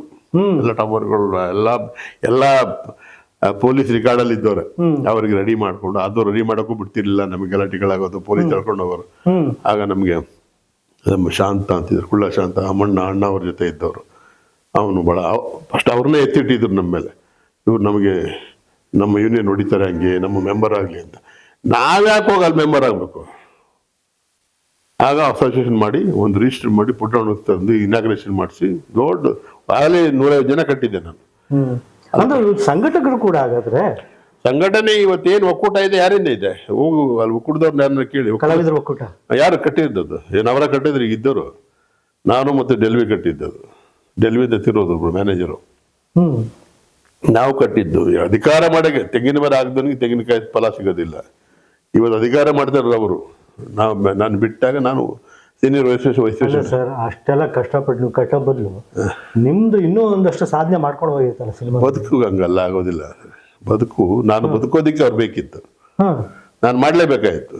ಅಷ್ಟೊತ್ತಿಗೆ ಅಬ್ಬನಾಡು ಶಂಕರ್ ನಾವೆಲ್ಲ ಒಟ್ಟಾದ್ರು. ಇಲ್ಲಪ್ಪ ಫೆಡರೇಷನ್ ಮಾಡಬೇಕು, ರಾಮಕೃಷ್ಣ ಹೆಗಡೆ ಅವರು ಒಂದು ಪಾಲಿಸಿ ತಂದು 50,000 ಸಬ್ಸಿಡಿ ಕೊಡ್ತೀವಿ, ಸಿನಿಮಾ ಇಲ್ಲೇ ಮಾಡಿ ಅಂತ. ಆಗ ಎಲ್ಲ ಸಿನಿಮಾ ಮಾಡ್ಲಿಕ್ಕೆ ಬಂದು ನಾವು ಸಿನಿಮಾ ಮಾಡಿದಾಗ ಡಿಮ್ಯಾಂಡ್ ಮಾಡೋದು, ನಮಗೆ ಅವಕಾಶ ಕೊಡಿ. ಆಗ ಡ್ಯಾನ್ಸರು ನಾನೇ ಜಾಗದಲ್ಲೇ ಕೃಷ್ಣ ಪಾರ್ಕಲ್ಲಿ ಪ್ರಾಕ್ಟೀಸ್ ಮಾಡ್ತಾಯಿದ್ರು, ಅಲ್ಲ ಜಾಗ ಕೊಟ್ಟೆ. ಡ್ಯಾನ್ಸ್ ಬಸವನಗುಡಿಯಲ್ಲಿ ಅದೊಂದು ವ್ಯಾಯಾಮ ಶಾಲೆ ಜಿಮ್ನಾಸ್ಟಿಕ್ಸ್ ಕ್ಲಾಸ್ ಇಟ್ಕೊಂಡಿದ್ದೆ. ತುಂಬ ವರ್ಷಗಳಿದ್ರಲ್ಲ ಸರ್ ನೀವಲ್ಲಿ? ನಾವು ಅವಾಗೆಲ್ಲ ಬರ್ತಾ ಇದ್ವಿ. 30 ವರ್ಷ ಇದ್ದೆ. ಆಮೇಲೆ ಸರ್ಕಾರದ್ದು ವಾಪಸ್ ತಗೊಂಡ್ರು. ಆಗ ಅಷ್ಟೊತ್ತಿಗೆಲ್ಲ ಇವರು ಬೆಳೆದಿದ್ರು. ನಾನು ಮಧ್ಯೆ ಒಂದು ಸ್ವಲ್ಪ ಏನಾಯಿತು, ಅವಾರ್ಡ್ ಬಂದಮೇಲೆ ಸಿನಿಮಾ ಕಮ್ಮಿ ಆಗೋಯ್ತು. ಶಂಕರ್ನಾಗ್ ಅವಾರ್ಡ್ ಕೊಟ್ಟರೆ ಆಕ್ಸಿಡೆಂಟ್ ಸಿನಿಮಾಗೆ ಅದು ಅವಾಗ ಕಮ್ಮಿ ಆದಾಗ ನಾನು ವಾಪಸ್ ಹೊರಟೋದೆ. ಆಗ ಏನು ಬದುಕಿಗೆ ನೆಕ್ಸ್ಟ್ ಬಂದಾಗ ಸರ್ ಆಕ್ಸಿಡೆಂಟ್ ಸಿನಿಮಾ ಅವಾರ್ಡ್ ಅಂತ ಹೇಳಿದ್ರಿ, ನಾವು ಸಿಕ್ಕಾಪಟ್ಟೆ ತುಂಬಾ ಸಲ ನೋಡ್ತಾನೆ ಇರ್ತೀನಿ. ಅದು ಈಗಲೂ ಬರ್ತಾ ಇರ್ತದೆ, ಈಗಲೂ ಇಷ್ಟಪಟ್ಟು ನೋಡ್ತಾ ಇರ್ತೀನಿ ಸರ್. ಅಥವಾ ನಮ್ಮ ಇವತ್ತು ಶಂಕರ್ನಾಗ್ ಇದು ವೆರಿ ಟ್ಯಾಲೆಂಟೆಡ್. ಅದ್ರ ಜೊತೆಗೆ ನಿಮಗೂ ಇವಾಗ ಅದ್ರ ಕೆಲಸ ಮಾಡಿರೋದ್ರಿಂದ ನಿಮ್ಗೆ ಆ ಖುಷಿ ಏನ್ ಕೊಡ್ತು ಅಂತ ಬೇರೆ ಬೇರೆ ಸಿನಿಮಾಗಳಲ್ಲೂ ಮಾಡ್ಕೊಂಡ್ ಬಂದ್ರಿ. ಆಗ ಖುಷಿಗೆ ಏನ್ ಅನ್ನಿಸ್ತು ಅಲ್ಲಿ? ಏನಾದ್ರು ಹೆಚ್ಚಿಗೆ ಗಣೇಶ್ ಅವರೇ, ನಾವು ಖುಷಿ ಕೆಲಸ ಮಾಡ್ತಿರ್ಲಿಲ್ಲ, ಹೊಟ್ಟೆ ಬಾಡಿ ಕೆಲಸ ಮಾಡ್ತಿದ್ದು. ಬದುಕು ಬಹಳ ಕಷ್ಟ ಇತ್ತು ನಮಗೆಲ್ಲ 100-200 ರೂಪಾಯಿ ಕೊಡೋರು. ಈಗಿನ ತರ ಸಾವಿರಾರು ರೂಪಾಯಿ, ಲಕ್ಷಾಂತರ ರೂಪಾಯಿ, ಕೋಟ್ಯಾಂತರ ರೂಪಾಯಿ ಫೈಟ್ ಮಾಸ್ಟರ್ ಇದ್ದಂಗಿಲ್ಲ. ನಮ್ಗೆ ಬಹಳ ತಿಂಗಳಿಗೆ ಒಂದು ಸಿನಿಮಾ ಸಿಗದೆ ಇದ್ರೆ ಉಪವಾಸ ಇರಬೇಕಾಯ್ತು. ಆ ಲೆವೆಲಲ್ಲಿ ಕೆಲಸ ಮಾಡ್ತಾ ಇದ್ದು ನಾವು. ಸಂಘಟನೆ ಕಟ್ಟಬೇಕು, ನಾನು ಕಟ್ಟಬೇಕು, ನನ್ನ ಜೀವನ ನಡೆಸಬೇಕು, ನನ್ನ ಫ್ಯಾಮಿಲಿ, ಇವೆಲ್ಲ ಎಷ್ಟು ಎಲ್ಲಿ ಬಂತು ಅಂದರೆ ಕೊನೆ ಗಳಿಗೆಯಲ್ಲಿ ನನ್ನ ಮಗನಿಗೆ ಫೀಸ್ ಕಟ್ಟೋ ಆಗದಲ್ಲೇ ವಾಪಸ್ ಬರುವಂಥ ಪರಿಸ್ಥಿತಿ ಬಂತು. ಅಂಥ ಕೆಟ್ಟ ಪರಿಸ್ಥಿತಿಗೆ ಕುಡ್ದೋಗ್ತಂದ್ರು. ಒಂದು ಕಾಲದಲ್ಲಿ ಮಿಲಿಟರಿ ಇದ್ದವ್ರು ಸರ್ ಅಲ್ಲ ಕೇಳಿ, ಎಲ್ಲಿವರೆಗೂ ತಂದ್ರು ಅಂದ್ರೆ ನಾನು ಕೆಲಸನೇ ಮಾಡಬಾರ್ದು ಅನ್ನೋ ಥರ ಬೈಕಟ್ ಮಾಡಿದ್ರು. ನಾನು ಕಟ್ಟಿದ ಸಂಸ್ಥೆಗಳೇ, ನಾನು ಕಟ್ಟಿದ. ಆಮೇಲೆ ಮಧ್ಯ ಒಂದು ಸ್ವಲ್ಪ ಡೆಲ್ಲಿಗೆ ಹೋದೆ. ಅದೊಂದು ಸೀರಿಯಲ್ಗೆ ಹೋದೆ. ಅದೊಂದು ಸ್ವಲ್ಪ ಒಂದು 6-7 ವರ್ಷ ಗ್ಯಾಪ್ ಆಯಿತು. ಆ ನಂತರ ವಾಪಸ್ ಬಂದೆ. ಸರ್ ಡೆಲ್ಲಿಗೆ ಹೋಗಿದ್ರಿ? ಡೆಲ್ಲಿಲಿ ಒಂದು ಸೀರಿಯಲ್ ಮಾಡ್ತಾ ಇದ್ದೆ. ಯಾವುದು ಸರ್ ಭಾಷೆ? ಅದು ಬೇಡ, ಬಾಹುಬಲಿ ಅಂತ ಹಿಂದಿದ್ದು. ಅದಾಗಲಿಲ್ಲ, ಲಾಸ್ ಆಯಿತು. ಅದು ತುಂಬ ಟ್ರೈ ಮಾಡಿದ್ದೀರಿ ನೀವು, ಪ್ರಯತ್ನಶೀಲರು, ಭಯಂಕರ ಪ್ರಯತ್ನಶೀಲರು, ಪ್ರಯೋಗಶೀಲರು. ಅಲ್ಲ, ಇದ್ದಿದ್ದೆಲ್ಲ ಕಳ್ಕೊಂಡಿದ್ದು ಆಯ್ತು. ಅಲ್ಲಿ ವಾಪಸ್ ಬಂದಿದ್ದಷ್ಟೇ, ಏನೂ ಇರಲಿಲ್ಲ. ಆಮೇಲೆ ಅವಕಾಶ ಕೊಟ್ಟಿದ್ದು ನನಗೆ ಕಾರಂತರ ಒಡನಾಡಿ ಇತ್ತು. ವಿವೇಕಾನಂದರು ರಂಗ ಜಂಗಮ. ಸರ್ ಕಾರಂತರಂಗಿಂತ ಮುಂಚೆ ನಾವು ಆಕ್ಸಿಡೆಂಟ್ ಬಗ್ಗೆ ಹೇಳ್ತಾ ಇದ್ವಿ ಸರ್. ಇದು ನನಗೆ ಇವತ್ತಿಗೂ ಆ ಪಿಕ್ಚರ್ ನನ್ನ ಮನಸ್ಸಲ್ಲಿ ಇರೋದೇನೆಂದ್ರೆ, ಕಾರ್ ತಗೊಂಡೋಗ್ಬಿಟ್ಟು ಅದು ಅವ್ರನ್ನ ಟೆಕ್ನಿಕಲಿ ಆಗಲೇ ಭಾಳ ಶಂಕರ್ನಾಗ್ ಇದ್ದಾವೆ, ವೆಲ್ ಟ್ರೈನ್ಡ್. ಅವ್ರಿಗೆ ಭಾಳ ಅನುಭವ ಇತ್ತು. ಭಾಳ ಮೆಟಲಿ ಅಷ್ಟೊಂದು ಭಾಳ ಅಂತ ಒಂದು ಸೀನ್ ಕ್ರಿಯೇಟ್ ಮಾಡಿದ್ದಾರೆ. ನಾವು ಅದು ಸ್ಟೆಂಟ್ ಮಾತ್ರ ಮಾಡಿದ್ದೀವಿ. ಹೇಗೆ ಸರ್ ಅದು ಸ್ಟೆಂಟ್? ಅಲ್ಲ, ಅದು ಬೇಡ, ಅಷ್ಟೊಂದು ಎಕ್ಸ್ಪ್ಲೇನ್ ಮಾಡ್ಲಿಕ್ಕೆ ಆಗೋದಿಲ್ಲ. ಅಲ್ಲ, ಅಷ್ಟು ರಮ್ಯವಾಗಿ ಚೆನ್ನಾಗಿ ಮೂಡ್ ಬಂತದು. ಅದು ಭಾಳ ತುಂಬಾ ಕೆಲಸ ಮಾಡಿದ್ರೆ ಸಿಕ್ಕಾಪಟ್ಟೆ ಮಾಡಿದ್ದೇವೆ. ಇಡೀ ರಾತ್ರಿ ಎಲ್ಲ ಕೆಲಸ ಮಾಡಿ ಅದು ಮಾಡಿದ್ದೀವಿ. ನಾವು ಒಂದು ಶಾಟ್ ನೋಡಿದಂಗೆ ಅಷ್ಟು ಸುಲಭ ಇಲ್ಲ ಅದು. ಅಷ್ಟು ಆಗಲೇ ಆ ಟೆಕ್ನಾಲಜಿ ಯೂಸ್ ಮಾಡಿದ್ದು. ಆನಂತರ ಆ ಸಮಯದಲ್ಲಿ ಒಂದು 2-3 ಇಂಗ್ಲಿಷ್ ಚಿತ್ರಗಳ ಕೆಲಸ ಮಾಡಿದೆ. ಬ್ಲಡ್ ಸ್ಟೋನ್ ಅಂತ ರಜನಿಕಾಂತ್, ಬ್ಲೂ ಕ್ರಿಸ್ಟಲ್ ಅಂತ ಕುಮಾರ್ ಬಂಗಾರಪ್ಪ, ಚೈನೀಸ್. ಅಲ್ಲಿ ಸಿಕ್ಕಾಪಟ್ಟೆ ಅನುಭವಗಳಾಯ್ತು ನನಗೆ. ಅಲ್ಲಿ ಕೇಬಲ್ ವರ್ಕೆಲ್ಲ ಬಂತಾಗ, ಇಲ್ಲಿ ಕೇಬಲ್ ಇರಲಿಲ್ಲ, ಅದು ಬ್ಲೂ ಮ್ಯಾಟ್ ಗ್ರಾಫಿಕ್ ಎಲ್ಲ ಮಾಡಿದೆ. ಅದನ್ನು ಕಲ್ತ್ಕೊಂಡು ಅವ್ರು ಎಕ್ವಿಪ್ಮೆಂಟ್ ಕೊಟ್ಟೋದ್ರು. ಅದ್ರಲ್ಲಿ ಫಸ್ಟ್ ಒಂದು ಪಿಕ್ಚರೇ ಮಾಡಿದೆ ನಾನು. ನಮ್ಮ ರಾಜು ಆರ್ಯ ಅಂತ ಡೈರೆಕ್ಟರ್, ನನ್ನ ಸ್ನೇಹಿತ, ನನ್ನ ಜೊತೆಲಿದ್ದವನು. ನೋಡೋ, ಈ ಥರ ಸೀನ್ ಇದೆ, ಮಾಡೋ ನೀನು, ಎಲ್ಲ ಕೇಬಲಲ್ಲಿ ಎಲ್ಲ ಮೇಲೆ ಫೈಟ್ ಮಾಡೋಣ ಅಂತ. ಆಗಿನ್ನೂ ನಮಗೆ ಕೇಬಲಲ್ಲಿ ತೆಗೆಯೋದೆಲ್ಲ ಆಗಿನ ಹೊಸದಾಗ ಒಂದು ಮಾಡಿದೆ, ಸಕ್ಸಸ್ ಚೆನ್ನಾಗಾಯ್ತು. ಆಮೇಲೆ ದೊಡ್ಡ ಪ್ರೊಡ್ಯೂಸರ್ ಕಳೆದು ನಮಗೆ ಮಾಡ್ಬೋದಾಯ್ತಲ್ಲ. ನಮಗೆ ಯಾರು ದೊಡ್ಡ ಫೈಟ್ ಮಾಸ್ಟರ್ ಕೊಡ್ತಿರ್ಲಿಲ್ಲ. ನಾನು ಅಣ್ಣ ಅವ್ರಿಗೆ ಡುಬ್ ಮಾಡಿದ್ದೀನಿ, ಅಂಬರೀಷಿಗೆ ಮಾಡಿದ್ದೀನಿ, ಶ್ರೀನಾಥಿಗೆ ಮಾಡಿದ್ದೀನಿ, ವಿಷ್ಣು ಮಾಡಿದ್ದೀನಿ, ಎಲ್ಲ ಹೀರೋಗಳಿಗೆ ಡುಬ್ ಮಾಡಿದ್ದೀನಿ, ಕಲ್ಯಾಣ ಕುಮಾರಿ ಮಾಡಿದ್ದೀನಿ, ಚರಣ್ ರಾಜಿಗೆ ಮಾಡಿ, ಇಷ್ಟೆಲ್ಲ ಮಾಡಿ ನಮಗೆ ಸಿನಿಮಾ ಕೊಡ್ತಿರ್ಲಿಲ್ಲ ಅವರು. ಸರ್ ನೀವು ನೋಡ್ಲಿಕ್ಕೆ ತುಂಬಾ ಸುಂದರವಾಗಿದ್ರಿ, ಮಿಲಿಟರಿಯಿಂದ ನೀವು ಆಕ್ಟಿಂಗ್ ಮಾಡ್ಬೋದಾಗಿತ್ತಲ್ಲ ಸರ್? ಬರ್ಲಿಲ್ಲ, ಮಾತಾಡಕ್ ಬರ್ತಿತ್ತಿಲ್ಲ. ಪುಟ್ಟಣ್ಣ ಬೈಯೋರಲ್ಲ ಅವ್ರಿಗೆಲ್ಲ, ಎಲ್ಲರೂ ಬೈಸ್ಕೊಂಡು ಮಾತಾಡ, ನಿನ್ನೆ ಹೀರೋ ಮಾಡ್ಬಿಡ್ತೀನಿ ಅನ್ನೋರು. ಅಯ್ಯ, ನಮಗೆ ಅಂತದ್ದು ಮಾಡೋದು, ಫೈಟ್ ಮಾಡ್ತೀವಿ, ಸಾಯಂಕಾಲ ಕಾಸು ಕೊಟ್ಟರು ಮರಗೋಯ್ತೀವಿ. ಸರ್ ಒಂದ್ ಕಾಲ ಟೈಗರ್ ಪ್ರಭಾಕರ್ಗೂ ಹಾಗೆ ಹೇಳ್ತಿದ್ರಂತಲ್ಲ ಅವರು, ಮಾತಾಡಕ್ ಬರಲ್ಲ ಕಣೋ ಅಂತ ಹೇಳಿದಾಗ ಬಲವಂತ ಮಾಡಿ. ಅವನು ಸ್ವಲ್ಪ 80% ಇದ್ದ, ನಾನು ಅವೆಲ್ಲ ಒಟ್ಟಿಗೆ ಜೊತೆ. ಹೇಗೆ ಸರ್ ಅವ್ರದ್ದು ಜೊತೆ ಎಲ್ಲ ಜಾಸ್ತಿ ಮಾಡಲಿಲ್ಲ ಅಂತ, ಕೋಆಪರೇಟ್ ಇರಲಿಲ್ಲ ನಮಗೆ ಸಪೋರ್ಟ್ ಮಾಡಿದ್ರೆ ಅಂಬರೀಷ್, ವಿಷ್ಣು. ಆಮೇಲೆ ಅವನು ಏನ್ ಮಾಡ್ದ, ಎಲ್ಲ ನಮ್ಮ ಕಲಾವಿದರುಗಳಿಗೆ ಅವಕಾಶ ಕೊಟ್ಟ. ಯಾರು ಸರ್? ಯಾರು? ಪ್ರಭಾಕರ್. ಹೌದಾ? ಕಲಾವಿದರಿಗೆ ಅವಕಾಶ ಕೊಡೋ, ನಾನೆಲ್ಲ ಹೋಗೋದು. ಅಭಯ ನಾಡೋರು ಅದೇ ಮಾಡೋರು, ಅವ್ರನ್ನ ಅಧ್ಯಕ್ಷ ಮಾಡೋದು, ಕಲಾವಿದರಿಗೆ ಅವಕಾಶ ಕೊಡೋದು, ನಮಗೆ ಅವಕಾಶ ಕೊಡ್ತಿಲ್ಲ. ನಾನೇನ್ ಮಣ್ಣು ತಿನ್ನೋದು, ಏನ್ ಮಾಡೋದು, ಜೀವನ ಮಾಡೋದಾಗೆ. ಅದು ಬೇಸತ್ತು ಹೊರಟೋದೆ ನನಗ ಬಾಂಬೆಲಿ ಸ್ವಲ್ಪ ದಿನ ಇದ್ದೆ. ಬಾಂಬೆಲಿ ಒಂದ್ 2-3 ಹಿಂದಿ ಚಿತ್ರ ಮಾಡಿದೆ, ಡೆಲ್ಲಿ ಹೋಗಿ ಸೀರಿಯಲ್ ಮಾಡಿದೆ. ಆಗ ಇವರು ಏನೊಂದು ಚಿತ್ರರಂಗ ಹೇಗೆ ಶಿಷ್ಯರೆಲ್ಲ ಬೆಳೆದ ಮೇಲೆ ನಾವು ಅವರೆಲ್ಲ ಗುರುಗಳಾದ್ಮೇಲೆ ನಮ್ಗೆ ಕೆಲಸ ಬೇಡ. ನೀವು ಇವಾಗ ಇಷ್ಟೆಲ್ಲ ನಾಲೆಡ್ಜ್ ಇತ್ತು ನಿಮ್ಗೆ, ಅದಲ್ಲ, ನೀವೇ ಡೈರೆಕ್ಟರ್ ಆಗ್ಬೋದಿತ್ತಲ್ಲ ಸರ್ ಆ ಟೈಮಲ್ಲಿ. ಹೇಳಿ ಈಗ ನೀವು ಗಣೇಶ್, ನಾನ್ ನಡೆದು ಬಂದ ದಾರಿ ಬೇರೆ. ನಾನ್ ಆಗ್ಬೋದಾಯ್ತು, ಹಂಗ್ ಮಾಡ್ಬೋದಾಯ್ತು, ಹಿಂಗ್ ಮಾಡ್ಬೋದಾಯ್ತು, ಅದು ಪ್ರಶ್ನೆ ಅಲ್ಲ. ಸವಾಲು ನಾನು ಚಾಲೆಂಜ್ ಆಗಿ ತಗೊಂಡು ನಾನು ಕೆಲಸ ಮಾಡಿದ್ದೀನಿ. ಓಕೆ ಓಕೆ, ಸವಾಲು ಚಾಲೆಂಜ್. ಈಗ ಅಪ್ಪ ಅಮ್ಮ ಹೊರಗಡೆ ಹಾಕೋದಿಕ್ ಮುಂಚೆ ಅವರೇ ಹೊರಗಡೆ ಹೋಗ್ಬಿಟ್ರೆ ಮಕ್ಕಳೇ ಮನೆ ಇದೆ. That is my decide. No, ನೀನು ಇದ್ರೆ ಇಲ್ಲಿ ಅದಕ್ಕೆ ಸ್ಥಾನಮಾನ ಇಲ್ಲ ಅಂತ ಹೇಳಿ ನಾನು ಡೆಲ್ಲಿನಲ್ಲಿ ನ್ಯಾಷನಲ್ ಸ್ಕೂಲ್ ಆಫ್ ಡ್ರಾಮಾಗೆ ಹೋದೆ. ಅದಕ್ಕೆ ಮುಂಚೆ ಏನಾಯ್ತು, 1994ರಲ್ಲಿ ಜಾಯ್ನ್ ಆಗಿದ್ದು. 90ರಲ್ಲಿ ನಾನು ಈ 86ರಲ್ಲಿ ನನ್ನ ಸಂಸ್ಥೆ ಕಟ್ಟಿದೆ, ಏನು ನಮ್ಮ ಜನಪದ ಸಾಹಸಕಲಾ ಅಕಾಡೆಮಿ ಏನಿದೆ ಅದನ್ನ ಅವಾಗ 86ರಲ್ಲಿ ಕಟ್ಟಿದಾಗ ರಾಮನಗರದಲ್ಲಿ ಟ್ರೈನಿಂಗ್ ಕೊಡಕ್ಕೆ ಸ್ಟಾರ್ಟ್ ಮಾಡಿದೆ. ಸ್ಟೆಂಡ್ ಮಾಡಿದೆ 2-3 ವರ್ಷ. ರಾಮನಗರ ಆಯ್ಕೆ ಮಾಡ್ಕೊಂಡಿದ್ದೀನಿ. ಇಲ್ಲ, ಅದು ಫಸ್ಟ್ ಬೆಂಗಳೂರಲ್ಲೇ ಮಾಡಿದೆ, ಕೃಷ್ಣಬಾಕಲ್ಲಿ. ಆ ನಂತರ ಅಲ್ಲಿ ಜಾಗ ಖಾಲಿ ಮಾಡಕ್ ಬಂದಾಗ ನಾನು ಅಭಯನಾಡು ಸ್ಟುಡಿಯೋ ಅಭಿಮಾನ್ ಸ್ಟುಡಿಯೋದಲ್ಲಿದ್ದೆ. ಅಲ್ಲೂ ಆಗ್ಲಿಲ್ಲ ಅಂದಾಗ ನಮ್ಗೆ ರಾಮನಗರ ಮೊದಲಿಂದ ಕೆಲಸ ಮಾಡೋ ಅಭ್ಯಾಸ ಇತ್ತು. ಜನಪದ ಲೋಕದಲ್ಲಿ 1-2-3 ಕಾರ್ಯಕ್ರಮ ಮಾಡಿದೆ. ನನಗೆ HL ನಾಗೇಗೌಡರು ಬಹಳ ಸಪೋರ್ಟ್ ಮಾಡೋದಾಗ ಈ ಸಾಹಸ ಕಲೆಗಳನ್ನ ಬೆಳೆಸೋ ಜನಪದ ಕಲೆಗಳನ್ನ ಆ ತಂಡಗಳನ್ನ ಕಟ್ಟಿ ನಾನು ಪ್ರದರ್ಶನ ಮಾಡ್ಲಿಕ್ಕೆ ಸ್ಟಾರ್ಟ್ ಮಾಡಿದೆ. ನಾನು ಡಿಪ್ಲೊಮಾ ಮಾಡಿದ್ರು ಸರ್ ಜನಪದ. ಅಲ್ಲಿ ಪ್ರದರ್ಶನ ಮಾಡ್ಲಿಕ್ಕೆ ಸ್ಟಾರ್ಟ್ ಆದಾಗ ಅವರು ಬಹಳ ಸಂತೋಷ ಪಟ್ಟರು. ಆಮೇಲೆ ನನಗೆ ಅಷ್ಟೊತ್ತಿಗೆ ನಾನು ಡೆಲ್ಲಿಲಿ ಚೆನ್ನಾಗಿ NSTL ಕ್ಲಾಸ್ ಮಾಡ್ತಾ ಇದ್ದೆ.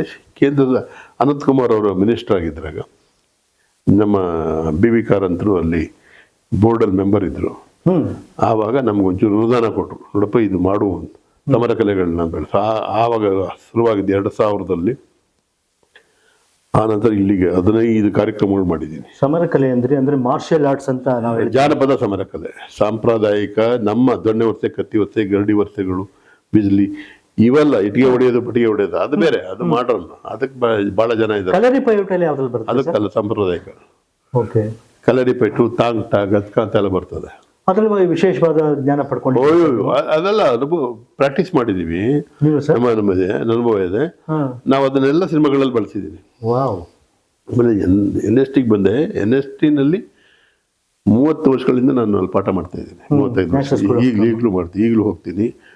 ದೊಡ್ಡ ದೊಡ್ಡ ನಾಟಕಗಳಿಗೆ ಕೊರಿಯೋಗ್ರಫಿ ಮಾಡಿದ್ದೀವಿ. ಆ ಸಂದರ್ಭದಲ್ಲಿ ಪುಟ್ಟಣ್ಣವ್ರ ಕಾಲದಲ್ಲಿ ಏನಾಯ್ತು, ಪುಟ್ಟಣ್ಣವ್ರ ಮನೆ ಪಕ್ಕದಲ್ಲೇ ನಮ್ಮ ಶ್ಯಾಮ್ ಸುಂದರ್ ಶೆಟ್ಟಿ ಅಂತ ತಮಿಳುನಾಡಿನ ಮಹಾ ದೊಡ್ಡ ಡೈರೆಕ್ಟರ್ ಇದ್ರು. ಶ್ಯಾಮ್ ಸುಂದರ್ ಅವರು 90ರಲ್ಲಿ ಬಂದರು. ಆವಾಗ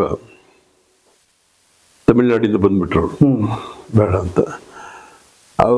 ನಾವು ಅವ್ರನ್ನ ಗೌರವಾಧ್ಯಕ್ಷರು ಮಾಡಿ ಸಂಸ್ಥೆಗೆ ಕರ್ಕೊಂಬಂದು ಅವ್ರ ಜೊತೆ ಟ್ರೈನಿಂಗ್ಗಳು ಶುರುವಾದಾಗ ಅವರು ಕೆಲವು ಹೊಸತ MGR ಮಾಡ್ತಿದ್ರು. MGR ಗುರುಗಳು ಅವರೇ. 108 ಪಿಕ್ಚರ್ ಅವ್ರು ಮಾಡಿದ್ದಾರೆ. 405 ಪಿಕ್ಚರ್ ಟೋಟಲ್ ಮಾಡಿರೋದು. ಆಮೇಲೆ ಎಲ್ಲರೂ ಆಲ್ ಓವರ್ ಇಂಡಿಯಾ. ಬಹಳ ದೊಡ್ಡ ಬೈಕ್ ಮಾಸ್ಟರ್. ಅವ್ರು ಕೊನೆಯವರೆಗೂ ಇಲ್ಲೇ ಇದ್ರು ಬೆಂಗಳೂರು ನಮ್ಮ ಜೊತೆ. ನನ್ನ ಕಂಡ್ರೆ ಭಾಳ ಪ್ರೀತಿ ಅವರು. ಭಾಳ ವಯಸ್ಸಾದ ನನ್ನ ಹುಡುಕಿ ಕರ್ಸೋರು. ಅವ್ರ ಹತ್ರ ಫೆನ್ಸಿಂಗ್ ಕಲಿತೆ. ಫೆನ್ಸಿಂಗ್ ಅಂತ ಒಂದು ಅಮೆರಿಕನ್ದು ಬರ್ತದೆ, ನಾಟಕಗಳಲ್ಲಿ ಯೂಸ್ ಆಗ್ತದೆ. ಅದನ್ನು ಭಾಳ ಚೆನ್ನಾಗಿ ಕಲಿಸ್ಕೊಟ್ರು ನನಗೆ. ಅದು ನ್ಯಾಷನಲ್ ಸ್ಕೂಲ್ ಆಫ್ ಡ್ರಾಮಾದಲ್ಲಿ ಕಂಪಲ್ಸರಿ ಸಬ್ಜೆಕ್ಟು. ಸರ್ ಫೆನ್ಸಿಂಗ್ ಅಂತ ಅದು ಒಲಿಂಪಿಕ್ ಅಲ್ಲಿ ಇದೆಯಲ್ಲ ಸರ್? ಅದು ಕಾಂಪಿಟೇಷನ್. ಇದು ಡ್ರಾಮಾಟಿಕ್ ನಮ್ದು. ಇದು ಅಪಾಯ ಇರುತ್ತೆ ಸರ್ ಫೆನ್ಸಿಂಗ್ ಮಾಡಬೇಕಾದ್ರೆ? ರಿಸ್ಕ್ ಎಲ್ಲ ಇರುತ್ತೆ ಸರ್? ಇಲ್ಲ, ನಾವು ಹೇಳ್ಕೊಡ್ತೀವಲ್ಲ, ರಿಸ್ಕ್ ಏನಿಲ್ಲ. ಇದು ನಮ್ದು ಕೋರಿಯೋಗ್ರಫಿ, ಅವ್ರದ್ದು ಕೋರಿಯೋಗ್ರಫಿ ಅಲ್ಲ. ಅವ್ರು ಫೈಟ್ ಮಾಡ್ತಾರೆ, ನಾವು ಫೈಟ್ ಮಾಡಲ್ಲ. ಕೋರಿಯೋಗ್ರಫಿ ಅದು. ಅದು ಮ್ಯಾಕ್ಬೆತ್ನ ಎಲ್ಲ ನಾಟಕಗಳಲ್ಲಿ ಕಂಪಲ್ಸರಿ. ಹೌದಾ? ಹೌದು, ಅಲ್ಲಿ ಸಬ್ಜೆಕ್ಟೇ ಅದು. Fencing subject. ಅದನ್ನ ಟ್ರೈನಿಂಗ್ ಕೊಟ್ಟ ಮೇಲೆ ಎಲ್ಲ ಅಲ್ಲಿ ಒಂದು 8-10 ನಾಟಕಗಳು ಮಾಡೋದು. ಮ್ಯಾಕ್ಬೆತ್ತು, ಜೂಲಿಯಸ್ ಸೀಜರು, ರಿಚರ್ಡ್ ಕಿಂಗ್ 2, ಆ ಥರ ಅವನಿಗೆ ಸಂಬಂಧಪಟ್ಟ ನಾಟಕಗಳು ಎಲ್ಲದರಲ್ಲೂ ಬರುತ್ತೆ. ಅದು ಭಾಳ ಸಕ್ಸಸ್ ಆಯಿತು. ಆಮೇಲೆ ಭಾಳಷ್ಟು ಸ್ಟೂಡೆಂಟ್ಸ್ ಇವತ್ತು ಹೆಸರು ಹೇಳಲಿಕ್ಕೆ ಕಷ್ಟ ಇದೆ, ಅಷ್ಟು ಜನ ಹೀರೋಗಳಿದ್ದಾರೆ ಬಾಂಬೆನಲ್ಲಿ. ನನ್ನ ಏನು ದೊಡ್ಡ ಸ್ಥಾನ ಅಂದರೆ, ನಾನು ಹಣ ಸಂಪಾದನೆ ಮಾಡದೇ ಇರ್ಬೋದು, ಬಟ್ ಪ್ರೀತಿ ಸಂಪಾದನೆ ಮಾಡಿದೆ. ಇವತ್ತು ಎಷ್ಟು ಒಂದು 500 ಜನ ಸ್ಟೂಡೆಂಟ್ಸನ್ನು ನನಗೆ ವಾಟ್ಸಪ್ಪಲ್ಲಿ ಕಂಗ್ರಾಟ್ಸ್ ಮಾಡಿದ್ದಾರೆ. ಅವ್ರು ಎಂಥ ದೊಡ್ಡ ದೊಡ್ಡ ಸ್ಟಾರು ಅಂದ್ರೆ ಅಂತ ಸ್ಟಾರ್ ಆದ್ರೂ ಬಂದು ಖಾಲಿ ಬೀಳ್ತಾರೆ ಗುರುಗಳೇ ಅಂತ. That is thing. ಗುರು ಸ್ಥಾನ ಅಷ್ಟು ಸುಲಭ ಸಿಗೋದಿಲ್ಲ. ಆಚಾರ್ಯ ದೇವೋಭವ ಅಂತ ಹೇಳ್ತಾರಲ್ಲ ಸರ್. ಆಮೇಲೆ ನೀವು ವಿದ್ಯೆ ದಾನ ಮಾಡಿದಿಂದ ಅವ್ರು ನಿಮ್ಗೆ ಪೂಜೆ ಮಾಡ್ತಾರೆ. ವಿದ್ಯೆ ಇಲ್ಲದೆ ಇದ್ದಿದ್ರೆ ನಿಮ್ಮನ್ನು ಯಾರು ಅವ್ರು ಗುರು ಅಂತಾರೆ. ಸರ್, ಮಹಾ ನಟ ನಟಿಯರ ಬಗ್ಗೆ ಹೇಳ್ತಾ ಇದ್ರಿ. ಅವರು ಒಬ್ಬ ನಟ ನಟಿ ಬೆಳವಣಿಗೆಗೆ ದಿ ಬೆಸ್ಟ್ ಕೊಡ್ಲಿಕ್ಕೆ ನಿಮ್ಮ ಸಾಹಸ ಏನು ಬಹಳ ಪ್ರಮುಖ ತರಬೇತಿ ಇದೆಯಲ್ಲ, ಅದೆಷ್ಟು ಮಟ್ಟಿಗೆ ಕೆಲಸ ಅಲ್ಲ ಸರ್? ನೋಡಿ, ಕಲಾವಿದ ಆಗುವನಿಗೆ ಆಕ್ಟಿಂಗ್ ಒಂದೇ ಸಾಲದು. ಮತ್ತೆ ಸರ್, ಆಕ್ಟಿಂಗ್ ಜೊತೆನಲ್ಲಿ ನೃತ್ಯ ಬೇಕು. ಹಾ, ಏನು 64 ವಿದ್ಯೆಗಳಲ್ಲಿ ಪರಿಣಿತರಿರ್ಬೇಕು ಅವನು. ಆಮೇಲೆ ನಮ್ಮ ಇವೆಲ್ಲ ನಾಟ್ಯಶಾಸ್ತ್ರದಲ್ಲಿ ಬರುವಂತದ್ದು ಅಷ್ಟನ್ನೆಲ್ಲ ಕಲಿಬೇಕು. ಆಮೇಲೆ ಸಾಹಸನೂ ಒಂದು. ಈಗ ಸಾಹಸ ಇಲ್ಲ, ಈಗೆಲ್ಲ 8 ಫಿಕ್ಸ್ ಏನೋ 6 ಫಿಕ್ಸ್ ಏನೋ ಬರ್ತದಲ್ಲ, ಆ ಥರ ಮಾಡಿ 6 ಪ್ಯಾಕ್ಗಳೆಲ್ಲ ಇದಾವೆ. ಬಟ್ ಜೊತೆಯಲ್ಲಿ ಸಾಹಸವನ್ನೇ ಕಲ್ತವ್ರು. ಶಂಕರ್ ನಾಗ್ ದ ಗ್ರೇಟ್. ಅವ್ರಿಗೆ ಕರಾಟೆ ಕಿಂಗ್ ಅಂತಿದ್ರು. ಕರಾಟೆ ಕಿಂಗ್ ಅಲ್ಲ ಸರ್, ಅವರು ಕಲಾರಿ ಕಿಂಗ್. ಅವರು ಮೊದಲು ಪಿಕ್ಚರೇ ಅವಾರ್ಡ್ ತಗೊಂಡಿದ್ದಲ್ವ ಸರ್ ಒಂದೊಂದು ಕಾಲದಲ್ಲಿ. ಕರಾಟೆ ಆಮೇಲೆ ಬಂದಿದ್ದು. ನಮ್ಮ ಕಲಾರಿ ಹೋಗಿ ಕರಾಟೆ ಬಂದಿದ್ದು, ಕುಲ್ಕುಮ ಬಂದಿದ್ದು. ಅವ್ರಿನ್ ಮೇರಿಂದಿಯಲ್ಲಿ ಬಂದಿಲ್ಲ. ಈಗ ಸಾಂಪ್ರದಾಯ ಸಮರ ಕಲೆಗಳನ್ನ ಉಳಿಸುವ ನಿಟ್ಟಿನಲ್ಲಿ ಕೆಲಸ ಮಾಡ್ತಾ ಇದ್ದೀವಿ. ಒಂದು 15 ಕಾರ್ಯಕ್ರಮಗಳು ಮಾಡಿದ್ದೀನಿ ಸೆಂಟ್ರಲ್ ಗೌರ್ಮೆಂಟ್. ಶೌರ್ಯ ಪರ್ವತ ಫೆಸ್ಟಿವಲ್. ಶ್ಯಾಮ್ ಸುಂದರ್ ಸರ್ ಬಗ್ಗೆ ಹೇಳ್ತಾ ಇದ್ರಿ. ಶ್ಯಾಮ್ ಸುಂದರ್ ಆ ಕಲೆ ಫೆನ್ಸಿಂಗ್ ನಾಟಕದಲ್ಲಿ ನನಗೆ ಬಳಕೆ ಆಯ್ತು. ನಾಟಕದಲ್ಲಿ ಬಳಕೆ ಆಯ್ತು. ನಾಟಕದಲ್ಲಿ ಬಹಳ ನನ್ನ ನಾಟಕಗಳು ರಷ್ಯಾ, ಚೈನಾ ಎಲ್ಲ ಆಲ್ ಓವರ್ ವರ್ಲ್ಡ್ ಹೋಯ್ತು. ಅಂತ ದೊಡ್ಡ ದೊಡ್ಡ ನಾಟಕಗಳು. ಈ ನಾಟಕ ಇಲ್ಲಿ ನಾಟಕಗಳ ತರ ಅಲ್ಲ. ಅವರೆಲ್ಲ 10 ಲಕ್ಷ 20 ಲಕ್ಷ 50 ಲಕ್ಷ ಖರ್ಚು ನಾಟಕಗಳು. ನಂದು ಅಜಿಜುನಿಸಾ ಅಂತ ಒಂದು ಈ ಸಿಪಾಯಿ ಕ್ರಾಂತಿಗಳ ಮೇಲೆ 2 ನಾಟಕ ಮಾಡಿದೆ. ಸಿಪಾಯಿ ದಂಗೆ ಮೇಲೆ. ಎರಡನೇದು ನದೀರ ಒಬ್ಬರು ಡೈರೆಕ್ಟ್ ಮಾಡಿದ್ರು, 1857 ಅಂತ. ಇನ್ನೂ 150 ಜನ ಸ್ಟೇಜಲ್ಲಿ ತಗೊಂಡೋಗಿದ್ದೆ ಅವ್ರನ್ನ. ಎಲ್ಲರೂ ಕತ್ತಿಗೆಲ್ಲ ಮುರಿದಾಗ್ಬಿಟ್ರು. ಆ ಲೆವೆಲಲ್ಲಿ ಫೈಟು. ಕತ್ತಿ, ಕುದುರೆ ಓಡಿಸೋದು ಎಲ್ಲ ಸ್ಟೇಜಲ್ಲಿ ಮಾಡ್ಬಿಟ್ಟಿದ್ದೆ. ಆಮೇಲೆ ಎಫೆಕ್ಟ್ಸು, ಬೆಂಕಿ ಹಚ್ಚೋದು, ಏನ್ ಸಿನಿಮಾದಲ್ಲಿ ಎಫೆಕ್ಟ್ ಮಾಡಿದ್ವಿ ಅವೆಲ್ಲ ಅಲ್ಲಿ ಮಾಡಿದ್ವಿ. ನಿಮ್ಗೆ ತುಂಬಾ ಸುಲಭನ ಕೆಲಸ, ಅದು ಕಷ್ಟ ಅಲ್ಲ. ಅಲ್ಲಿ ಹೇಳಿದ್ರೆ ಎಲ್ಲಿ ತೃಪ್ತಿ ಇತ್ತು ಅಂತ ಹೇಳಿದ್ರಲ್ಲ, ಅಲ್ಲೇ ತೃಪ್ತಿ ಇದ್ದಿದ್ದು. ಸಿನಿಮಾದಲ್ಲಿ ತೃಪ್ತಿ ಇರ್ಲಿಲ್ಲ. ಸಿನಿಮಾದಲ್ಲಿ ಬದುಕು. ಇಲ್ಲಿ ನನಗೆ ಡೈಲಿ ಪೇಮೆಂಟ್ ಇತ್ತು, ಏನೋ ಇತ್ತು, ನಾನು ಮಾಡ್ತಾ ಇದ್ದೆ. ಆಮೇಲೆ ಅಷ್ಟೊತ್ತಿಗೆ ತಕ್ಕ ಮಟ್ಟಿಗೆ ನನ್ನ ಇನ್ಸ್ಟಿಟ್ಯೂಟ್ ಇತ್ತು. ನಾನು ಮತ್ತೆ ಸಿನಿಮಾಗೆ ವಾಪಸ್ ಬರೋ ಪ್ರಯತ್ನ ಮಾಡಲಿಲ್ಲ. ಯಾಕಂದ್ರೆ ಯಾಕೆ ಪ್ರಯತ್ನ ಮಾಡಲಿಲ್ಲ ಅಂದರೆ ಭಾಳಷ್ಟು ಟೆಕ್ನಾಲಜಿ ಬೆಳೆದ್ಬಿಟ್ಟಿದೆ. ನಾವು ಹೊಸ ಟೆಕ್ನಾಲಜಿಗೆ ನಾವೀಗ ಹೊಂದ್ಕೊಂಡು ಹೋಗಲ್ಲ. ಆಮೇಲೆ ಬಂದವರೆಲ್ಲ ಭಾಳ ಯಾರು ಅಂತ ಗೊತ್ತಿಲ್ಲ. ನಮ್ಮ ಕಾಲದಲ್ಲಿ ಆಗಿರಲಿಲ್ಲ. ಸಿನಿಮಾದಲ್ಲಿ ಇನ್ನೊಂದು ಏನು ದಿಕ್ಕಿನ್ನು ಅಂದರೆ, ನಮ್ಮ ಸಾಹಸ ಕಲಾವಿದರು ಬದುಕಿದ್ದಾರೆ ಅಂದರೆ ನಾವು ಅಂಬರೀಷ್ ಅವ್ರನ್ನ ಪೂಜೆ ಮಾಡಬೇಕು. ಅವರು ಮಡ್ರಾಸನ್ನ ಒಡನಾಟಿ ಗಲಾಟೆಗಳಾದಾಗ ನಮ್ಮನ್ನು ಮಾಡಕ್ಕೆ ಬಿಡ್ತಿರ್ಲಿಲ್ಲ. ಎಲ್ಲಿವರೆಗೂ ಮಾಡಕ್ಕೆ ಬಿಡ್ತಿರ್ಲಿಲ್ಲ ಅಂದರೆ, ನಾನು ಮೊದಲು ಹೋದಾಗ ಅವ್ರಿಗೆ ಬಿರಿಯಾನಿ ಕೊಡೋರು ನಮ್ಮನ್ನು ಈ ಕಡೆ ಅಲ್ಲಿ ಚಿತ್ರಾನ್ನ ತಿನ್ನ ಕಳ್ಸೋರು. ನನ್ನ ಕೈಯಲ್ಲಿ ಬಿರಿಯಾನಿ ಕೊಟ್ಟು ಕಿತ್ಕೊಂಡು ಹೋಗ್ಬಿಟ್ರು. ಹಾಗೇನು ಹೊಸ ನಾವು ಒಬ್ಬನೇ ಇದ್ದಿದ್ದು. ಅವನ್ನ 2-3 ಜನ ಭೋಜ ಅಂತಿದ್ದ, ನಮ್ಮ ರಣಧೀರ ಅಂತಿದ್ದ, ಈಗಲೂ ಜನ ತಮಿಳ್ನಾಡಿಗೆ ಸೇರ್ಕೊಂಡ್ಬಿಟ್ಟಿದ್ದ. ಅದೇ ನನ್ನ ಅನ್ನ ಕಿತ್ತಿದಲ್ಲ, ಇವ್ರಿಗೆ ಎಷ್ಟು ದುರಂಕಾರ ಇರಬೇಕು. ನನ್ನ ಅನ್ನ ಕಿತ್ಕೊಂಡು ನನ್ನ ಸ್ವಾಭಿಮಾನ ಕೆದಕ್ತು. ಆವತ್ತಿನ ದೃಢ ನಿರ್ಧಾರ ಇಡೀ ಒಂದು ಸಮಸ್ಯೆ ಕಟ್ಟಿದೆ, 10 ಸಮಸ್ಯೆ ಕಟ್ಟಿದ್ರು. ಹೈದರಾಬಾದಲ್ಲೂ ಸಮಸ್ಯೆ ಕಟ್ಟಿದ್ರು ನಮ್ಮ ಶಿಷ್ಯ ಹೋಗಿ. ಇವತ್ತು ಸೌತ್ ಇಂಡಿಯನ್ ಫಿಲ್ಮ್ ಇಂಡಸ್ಟ್ರಿನಲ್ಲಿ ಎಂಪ್ಲಾಯ್ ಸೆಕ್ಟರ್ನ ಒಡೆದು ಕಾರ್ಮಿಕರ ಸಂಘ ಎಲ್ಲ ಕಡೆ ಅದು ಮೂಲನ ಅದೊಂದು ಫೆಡರೇಷನ್ ಅಂತ ಹೇಳ್ಬೋದು ಸರ್. ಅಲ್ಲೊಂದು ಮೀಟಿಂಗ್ ಇದೆ ನೋಡಿ. ಮೀಟಿಂಗ್ ಡೆಲ್ಲಿ ಬಾಂಬೆಗೆ ಹೋದಾಗ ನಾನು ಹಿಂದಿ ಮಾತು ಕೇಳಿ ಸುಸ್ತೊಡೆದ್ಬಿಟ್ರು. ಏನು ಇಷ್ಟು ಜನ ಮಾತಾಡ್ತಾನೆ ಅಂತ. ಅದು ಯಾರಪ್ಪನ ಮನೆ ಆಸ್ತಿ ಅಲ್ಲ, ನಮ್ಮ ಹಕ್ಕು. ಅವತ್ತು ಕಾರ್ಮಿಕ ಸಂಘಟನೆ ನಾನು ಕಟ್ತಾ ಇದ್ದಿದ್ರೆ, ಡೆಲ್ವಿ ಕಟ್ತಾ ಇದ್ದಿದ್ರೆ, ಶಂಕರ್ನಾಗ್ ಕಟ್ತಾ ಇದ್ದಿದ್ರೆ, ಇವತ್ತು ಇವರೆಲ್ಲ ಇವತ್ತು ನೀವು ಸುಲಭವಾಗಿ ಬಂದು ಕೆಲಸ ಮಾಡ್ತಿರಲ್ಲ. ಅವತ್ತು ಏನು ಸ್ಟೆಂಟೇ ಗೊತ್ತಿಲ್ಲ ನಿಮಗೆ. ಕಲಿಸಿ, ನಿಮ್ಮನ್ನು ವಿದ್ಯೆ ಕಲಿಸಿ, ನಿಮಗೆ ಮೆಂಬರ್ಶಿಪ್ಪು ನಾನೇ ಕೊಟ್ಟು 50 ರೂಪಾಯಿ ಸಿನಿಮಾ ಆದ್ಮೇಲೆ 50 ರೂಪಾಯಿ ಕೊಟ್ಟು ಕಳಿಸಿದ್ನಲ್ಲ, ಅದನ್ನ ಇವತ್ತು ಮರಿಬಾರ್ದು. ನೀವು ಸಿನಿಮಾ ಅಂತ ತಕ್ಷಣ ನೆನಪಾಯ್ತು. ಸ್ಟೆಂಟ್ ಅಂತ ತಕ್ಷಣ ಈಗ ನೋಡಿ ಸರ್, ಐತಿಹಾಸಿಕ ಸಿನಿಮಾಗಳು ನೋಡಿದ್ರೆ ಸ್ಟೆಂಟ್ ಇದೆ. ಪೌರಾಣಿಕ ಸಿನಿಮಾಗಳಲ್ಲೂ ಸ್ಟೆಂಟ್ ಇದೆ. ಅದಾದ್ಮೇಲೆ ಸಾಮಾಜಿಕಕ್ಕೆ ಬರ್ತೀರಾ, ಅಲ್ಲೂ ಫೈಟಿಂಗ್ ಇದೆ. ಏನ್ ಸರ್ ನಿಮ್ದು ಸಾಹಸ? ಎಲ್ಲ ಕಡೆ ಫೈಟ್ ಇಲ್ಲ. ಫೈಟ್ಗೆ ಇದಕ್ಕೂ ಸಂಬಂಧ ಇಲ್ಲ. ಇದು ಟ್ರೆಡಿಷನಲ್. ನೀನ್ ಟ್ರೆಡಿಷನಲ್ನ ನೀವು ಯಾವ್ದಕ್ಕೂ ಕಂಪೇರ್ ಮಾಡಕ್ ಹೋಗ್ಬಾರ್ದು. ಸಾಂಪ್ರದಾಯ ಕಲೆಗಳು ಹಾಗೇ ಇರ್ತದೆ, ನೀವು ಮಾಡಲೇಬೇಕಾಗ್ತದೆ. ಮಾಡರ್ನ್ ಇದೆಯಲ್ಲ, ಒಂದಕ್ಕಿಂತ ಒಂದು ಬೇರೆನಾ ಸರ್ ಅದು? ಅಯ್ಯೋ ಎಲ್ಲ ಬೇರೆ. ಸಿಲಂಬಾಟಮ್ ಬೇರೆ, ಕತ್ತಿ ವರ್ಷೆ ಬೇರೆ, ಗುರುಣೆ ವರ್ಷೆ ಬೇರೆ, ತಂಟ ಬೇರೆ, ಕಲರಿ ಬೇರೆ, ಎಲ್ಲ ಬೇರೆ ಬೇರೆ, ಭಾಳ ಅದ್ಭುತವಾಗಿರ್ತದೆ. ಅದನ್ನು ನೀವು ನಮ್ಮ ಫೆಸ್ಟಿವಲ್ ಬಂದು ನೋಡಿದಾಗ ಗೊತ್ತಾಗ್ತದೆ. ಅಷ್ಟು ಕಲಿಯಕ್ಕೆ ಸಾಧ್ಯನಾ ಒಬ್ಬ? ಆಗಲ್ಲ ಸರ್. ಈಗ ಡಿಪ್ಲೊಮಾದಲ್ಲಿ ಮಾಡಿದ್ವಿ ಅಂದರೆ ಎಲ್ಲ ಒಂದು 5-6 ಸಬ್ಜೆಕ್ಟ್ಗಳು ತಗೊಂಡು ಅವನಿಗೆ ಒಂದು ವರ್ಷದಲ್ಲಿ ಅವನು ಟೀಚರ್ ಮಾಡೋದು, ಟೀಚಿಂಗ್ ಮಾಡಿ ಅವನು ಮತ್ತೆ ಎಲ್ಲಾದರೂ ಗುರುಗಳಾಗಿ ಯಾವ್ದಾದ್ರು ಶಿಕ್ಷಕನಾಗಿ ಹೋಗೋ ವ್ಯವಸ್ಥೆಗೆ ಅವನು ರೆಡಿ ಮಾಡೋದಕ್ಕೆ ಯೂನಿವರ್ಸಿಟಿ ಒಪ್ಕೊಂಡಿದ್ದೆ. ಇದ್ರ ಮಧ್ಯೆ ನಾನು ಸೆಂಟ್ರಲ್ ಗೌರ್ಮೆಂಟು ಅನಂತ್ ಕುಮಾರ್ ಅವರು ಇದ್ದಾಗ ಕಮಿಟಿಗೆ ಬಂದೆ. 9-10 ವರ್ಷ ಕಮಿಟಿನಲ್ಲಿ ಕೆಲಸ ಮಾಡಿದೆ. ಅದು ಜಾಸ್ತಿ ಅನುಭವ ಆಯಿತು. ಕಮಿಟಿನಲ್ಲಿ, ಎಕ್ಸ್ಪರ್ಟ್ ಕಮಿಟಿನಲ್ಲಿ, ಫಂಡಿಂಗ್ ಕಮಿಟಿನಲ್ಲಿ ಕಾರಂತಿದ್ದ ಜಾಗ ಅದು ನಾನು. ಆಮೇಲೆ ಈಗ ಒಂದು 2-3 ವರ್ಷಗಳಿಂದ ಅಲ್ಲಿ ಇಲ್ಲ, ಮುಂದೆ ನೋಡೋಣ. ಅಲ್ಲಿ ಭಾಳಷ್ಟು ನಾಟಕದವ್ರಿಗೆಲ್ಲ ಫಂಡಿಂಗ್ ಎಲ್ಲ ಕೊಟ್ಟು ಎಲ್ಲ ಭಾಳಷ್ಟು ಕೆಲಸ ಮಾಡಿದ್ದೀವಿ. ಅದಾದಮೇಲೆ ನಮ್ಮ ಜಾನಪದ ಕ್ಷೇತ್ರದಲ್ಲಿ ಜಾನಪದ ಅಕಾಡೆಮಿ ಮೆಂಬರ್ ಆದೆ. ಅದಕ್ಕೆ ಮುಂಚೆ ಗುರು ಇವರು ನಾಗೇಗೌಡರ ಕೆಲಸ ಮಾಡಿದ್ದೆ. ಅಲ್ಲಿ ಗುರು ಚನ್ನಬಸಪ್ಪನವರು ಅವ್ರ ಹತ್ರ ಕೆಲಸ ಮಾಡಿದೆ. ಈಗ ಜಾನಪದಕ್ಕೆ ಬಂದೆ. ನಮ್ಮ ಜಾನಪದ ಕ್ಷೇತ್ರಕ್ಕೆ ಇದನ್ನು ಸೇರಿಸಿದೆ, ನಮ್ಮ ಸಮರ ಕಲೆಗಳನ್ನ, ದೊಣ್ಣೆ ವರ್ಷನ ನಾಡ ಕಲೆ ಅಂತ ಸೇರಿಸಿರ್ಲಿಲ್ಲ ಅವರು. ಅಲ್ಲಿಂದ ಆರಂಭವಾಯಿತು ನಮ್ಮ ಫೆಸ್ಟಿವಲ್ಗಳು. ಈಗ ಅದಾದ ನಂತರ ನಾನು ಡೆಲ್ಲಿಯಲ್ಲಿದ್ದಾಗ ಅಖಿಲ ಭಾರತ ಬುಡಕಟ್ಟು ಮತ್ತು ಲೋಕಕಲಾ ಸಭೆ ಒಂದು ಪರಿಷತ್ ಅಂತ ಮಾಡಿ ನಾನು ಜನರಲ್ ಸೆಕ್ರೆಟರಿಯಾಗಿ ಸುಮಾರು ಆಲ್ ಓವರ್ ಇಂಡಿಯಾ ಸುತ್ತಿ, ಆಲ್ ಓವರ್ ಇಂಡಿಯಾನ ಒಂದು 28 ಸ್ಟೇಟಲ್ಲಿ ಫೆಸ್ಟಿವಲ್ ಮಾಡಿದ್ದೀವಿ. 28 ಸ್ಟೇಟಲ್ಲಿ. ಆಮೇಲೆ ಒಂದು 300-500ಕ್ಕೂ ಹೆಚ್ಚು ತಂಡಗಳನ್ನ ಕಟ್ಟಿದ್ದೀವಿ. ಈ ಜಮ್ಮು ಕಾಶ್ಮೀರಲ್ಲ 50 ತಂಡ ಇದಾವೆ ನಮ್ಮ. ಇವತ್ತು ಫೋನ್ ಹಾಕ್ತಾರೆ ಕಾಮ್ ಕರೋ ಅಂತ. ಸಾಕು, ಈಗ ವಯಸ್ಸಾಯ್ತು. ನಾವು ಅವ್ರಿಗೆ ಏನು ಸಮಸ್ಯೆ ಅಂದ್ರೇನು ಅಂದರೆ ಅಲ್ಲಿ ಹೋರಾಟ ಮಾಡಿ ₹400 ಪೇಮೆಂಟ್ ನಮ್ಗೆ. ಇವತ್ತು 3,000 ಆಗಿದೆ ಪೇಮೆಂಟಲ್ಲಿ. ಅದಕ್ಕೆ ಹೋರಾಟ ಮಾಡಿದ್ದೀವಿ. ನನಗೇನು ಮಾಡ್ಕೊಂಡಿಲ್ಲ. ಈ ಥರದ ಕೆಲಸಗಳು ಮಾಡಿ ನನ್ನ ಸಾಧನೆ. ರಾಮನಗರ ಬಂದೆ. ರಾಮನಗರದಲ್ಲಿ ಸಮರ ಕಲೆ ಬಗ್ಗೆ ಹೇಳ್ತಾ ಇದ್ದೀನಿ. ಸಮರ ಕಲೆ ಬಂದಾಗ ಸಾಂಪ್ರದಾಯಿಕ ಸಮರ ಕಲೆ ಇದೆಯಲ್ಲ ಸರ್, ಇದಕ್ಕೂ ಈ ಕರಾಟೆ, ಕುಂಫು ಅಂತೆಲ್ಲ ಬ್ಲ್ಯಾಕ್ ಬೆಲ್ಟು ಇಲ್ಲಿಂದ ಹೋಗುತ್ತದೆ. ಇಲ್ಲಿಂದ ಹೋಗಿರೋದವೆಲ್ಲ. ಮತ್ತೆ ಅದಕ್ಕೆ ಏನು ಕಲರ್ಫುಲ್ ಅವರು ಮಾಡ್ಕೊಂಡಿದ್ದಾರೆ ಫಾರಿನ್. ಅದನ್ನೇ ಹೇಳಿ ರಾಷ್ಟ್ರೀಯ ಶೌರ್ಯಕಲಾ ಮಹಾವಿದ್ಯಾಲಯ ಅಂತ ಒಂದು ಪ್ರಪೋಸಲ್ ಗೌರ್ಮೆಂಟಿಗೆ ಕೊಟ್ಟಿದ್ದೀನಿ. ನಮ್ಮ ಸಮರ ಕಲೆಗಳನ್ನ, ನಮ್ಮ ಯುದ್ಧ ಕಲೆಗಳನ್ನ ನೀವು ಬೆಳೆಸ್ಬೇಕು.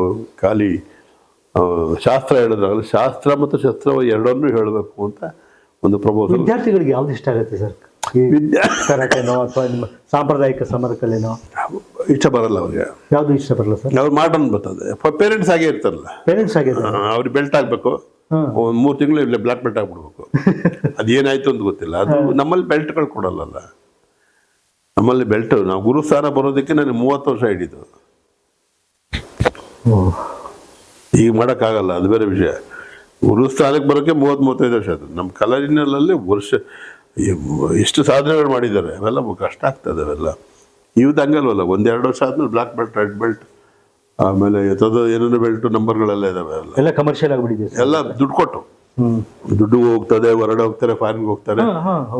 ಇರ್ಬೋದು, ಅದು ಶಕ್ತಿ ಇರ್ಬೋದು, ಬಟ್ ನಮ್ಮಷ್ಟು ಸಾಧನೆ ಅದರಲ್ಲಿ ಇಲ್ಲ. ನಮ್ಮಲ್ಲಿ ಯೋಗಕ್ಕಿದೆ, ನಮ್ಮಲ್ಲಿ ಧ್ಯಾನ ಇದೆ.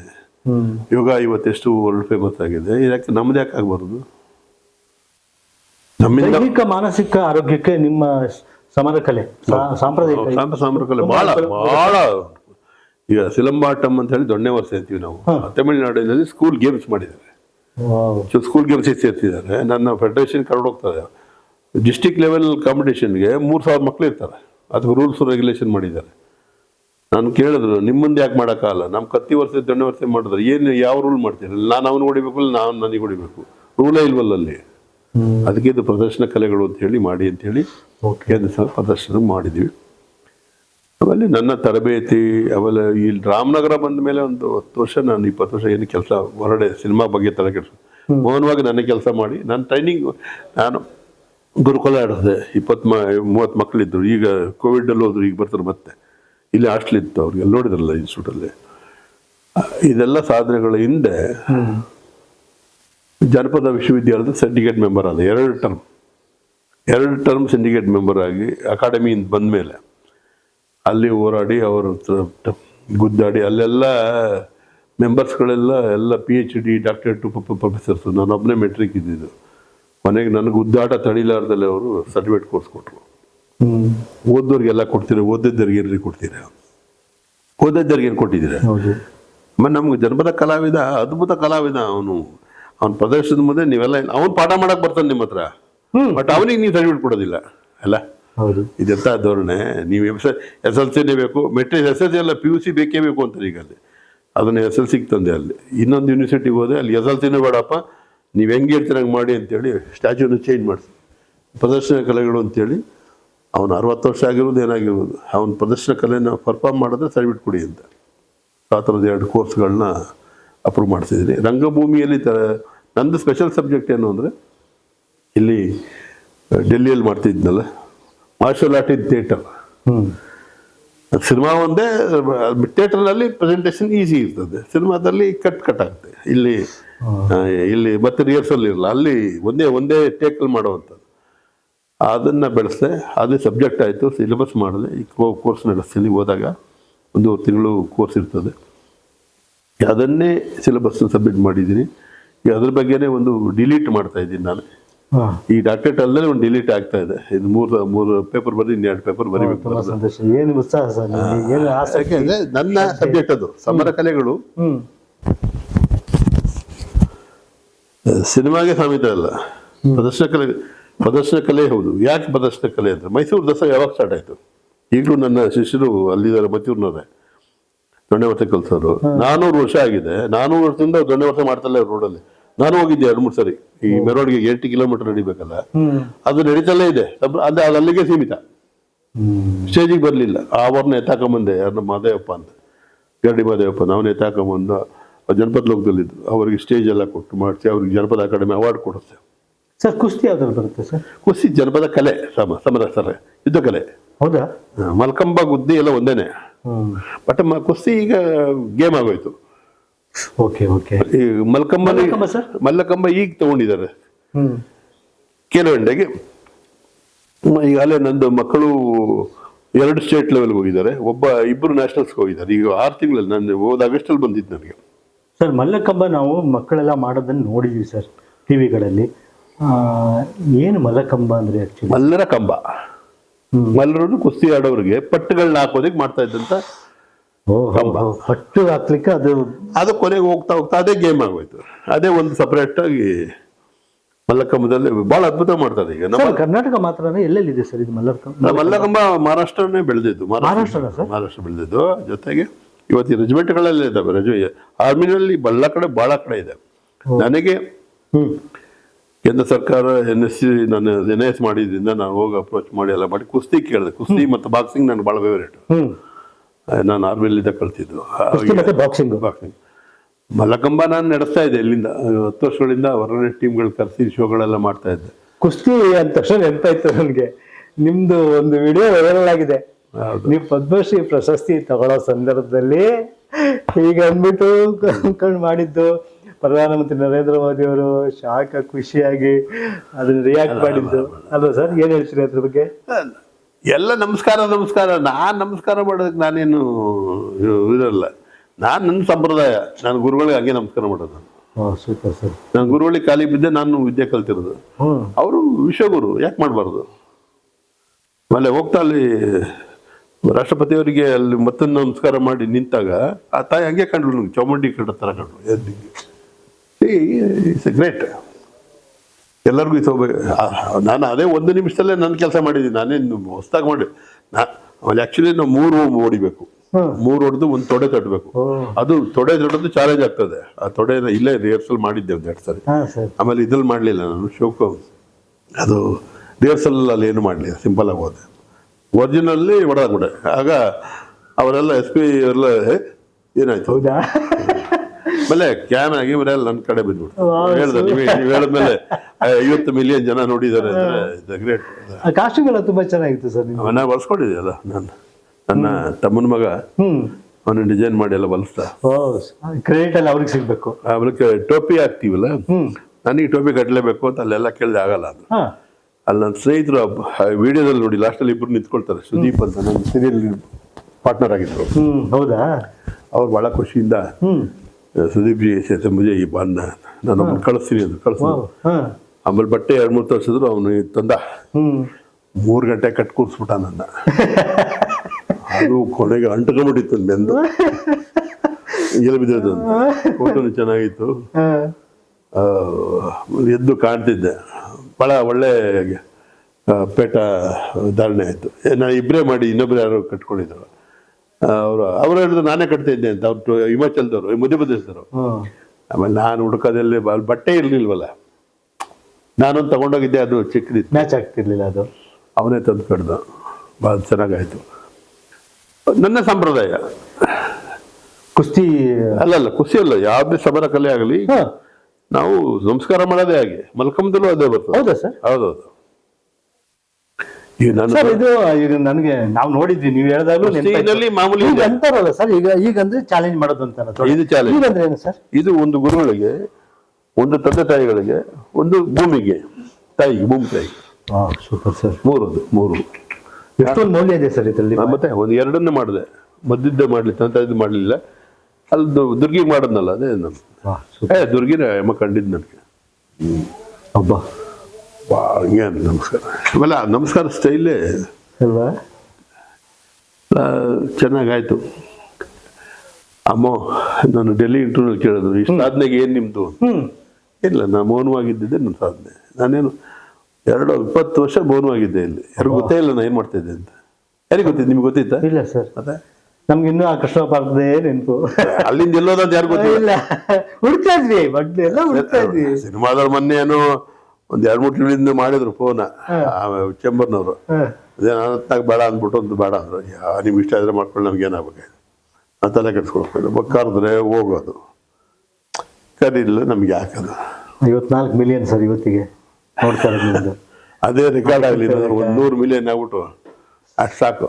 100 ಮಿಲಿಯನ್ ಅಂದ್ರೆ ಬೇಜಾನಾಯ್ತು. ಇದು ನಿಮಗೆ ಹಾಸನದಲ್ಲಿ ಒಟ್ಟು ಬೆಳೆದ ನೀವು SLC, ಮಿಲಿಟರಿ, ಆಮೇಲೆ ಸಿನಿಮಾ ರಂಗ, ಅದಾದ್ಮೇಲೆ ಸಾಂಪ್ರದಾಯಿಕ ಸಮರ ಕಲೆ, ಇದೆಲ್ಲ ಒಲವು ಹೇಗೆ ಹರ್ಕೊಂಡು ಬಂತು ಅಂತ? ಬದುಕು ಯಾವ ಒಲವು ಇಲ್ಲ, ಎಂಥದ್ದು ಇಲ್ಲ, ಜೀವನ.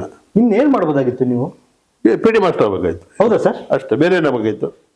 ಪಿ ಟಿ ಮಾಸ್ಟರ್ ಜಿಮ್ನಾಸ್ಟಿಕ್ಗೆ ಸ್ಕೋಪ್ ಇಲ್ಲ ಇಲ್ಲಿ. ಏನು ಮಾಡಬೇಕಾಯ್ತು? ಸಿನಿಮಾಗೆ ಬಂದೆ, ಸಿನಿಮಾದಲ್ಲಿ ಕಲಿಯೋರ್ಗೂ ಶಿಷ್ಯರು, ಕಲ್ತ ಮೇಲೆ ಅವರು ನಮಗೆ ಗುರುಗಳು. ಇವತ್ತಾಗಿರೋಲ್ಲ ಅವರೇ ಅಲ್ವಾ.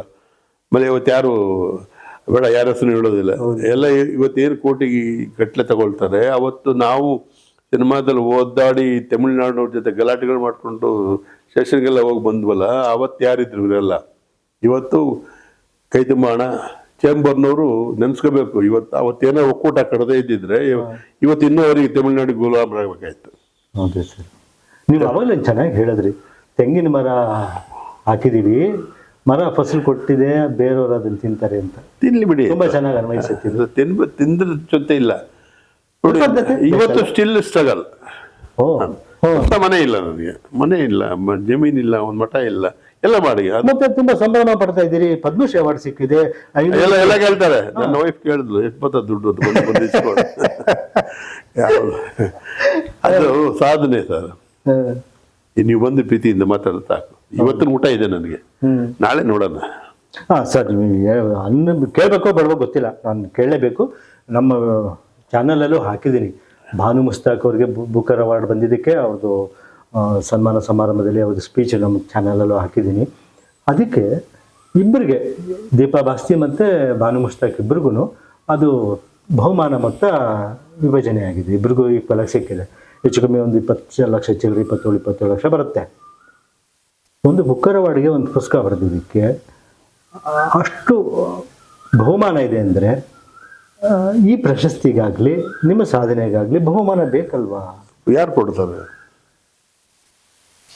ನೀವು ಮಾತಾಡ್ಸಿರೋದೇ ಬಹುಮಾನ. ನಾಳೆ ಬೆಳಗ್ಗೆ ಇದ್ರೆ ನಾನು, ನಾಳೆ ಬೆಳಗ್ಗೆ ಹೇಳಲಿಲ್ಲ ಅಂದ್ರೆ ನಾನು ಯಾರು?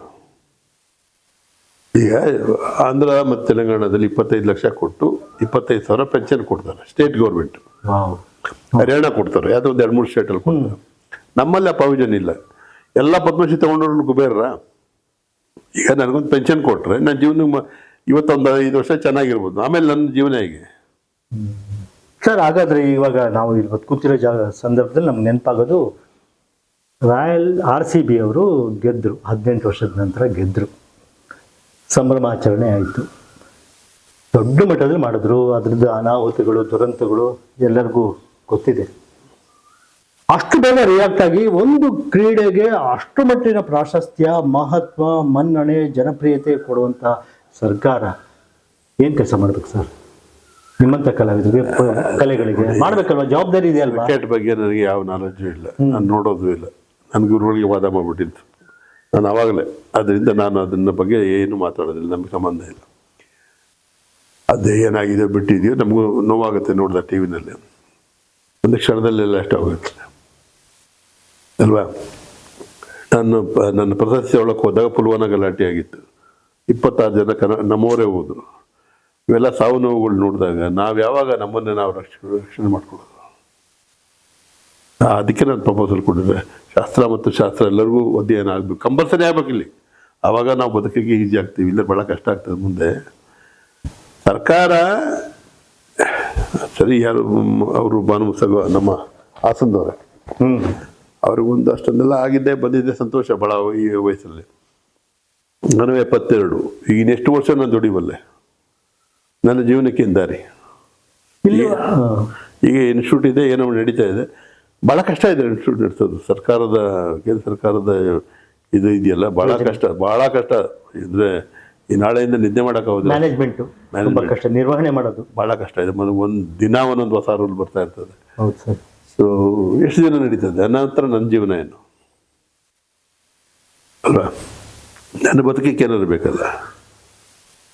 ಏನು ಮಾಡಬೇಕು? ಸಮಾಜ ಯಾಕೆ ಕೊಡ್ತಾರೆ? ಸಮಾಜ ಏನು? ಸಮಾಜಕ್ಕೆ ನಾವು 100 ಜನ, ಎಷ್ಟೋ ಲಕ್ಷಾಂತರ ಜನ ನನ್ನ ವೆರಿಫಿಕೇಶನ್ ಬಂದಾಗ DC ಅವರು ಕರೆಸಿದ್ರು. ಆಮೇಲೆ ಅದಕ್ಕೆ ಮುಂಚೆ SP ಅವರು ಸಂತೋಷ್ ಬಾಬು ಅಂತ.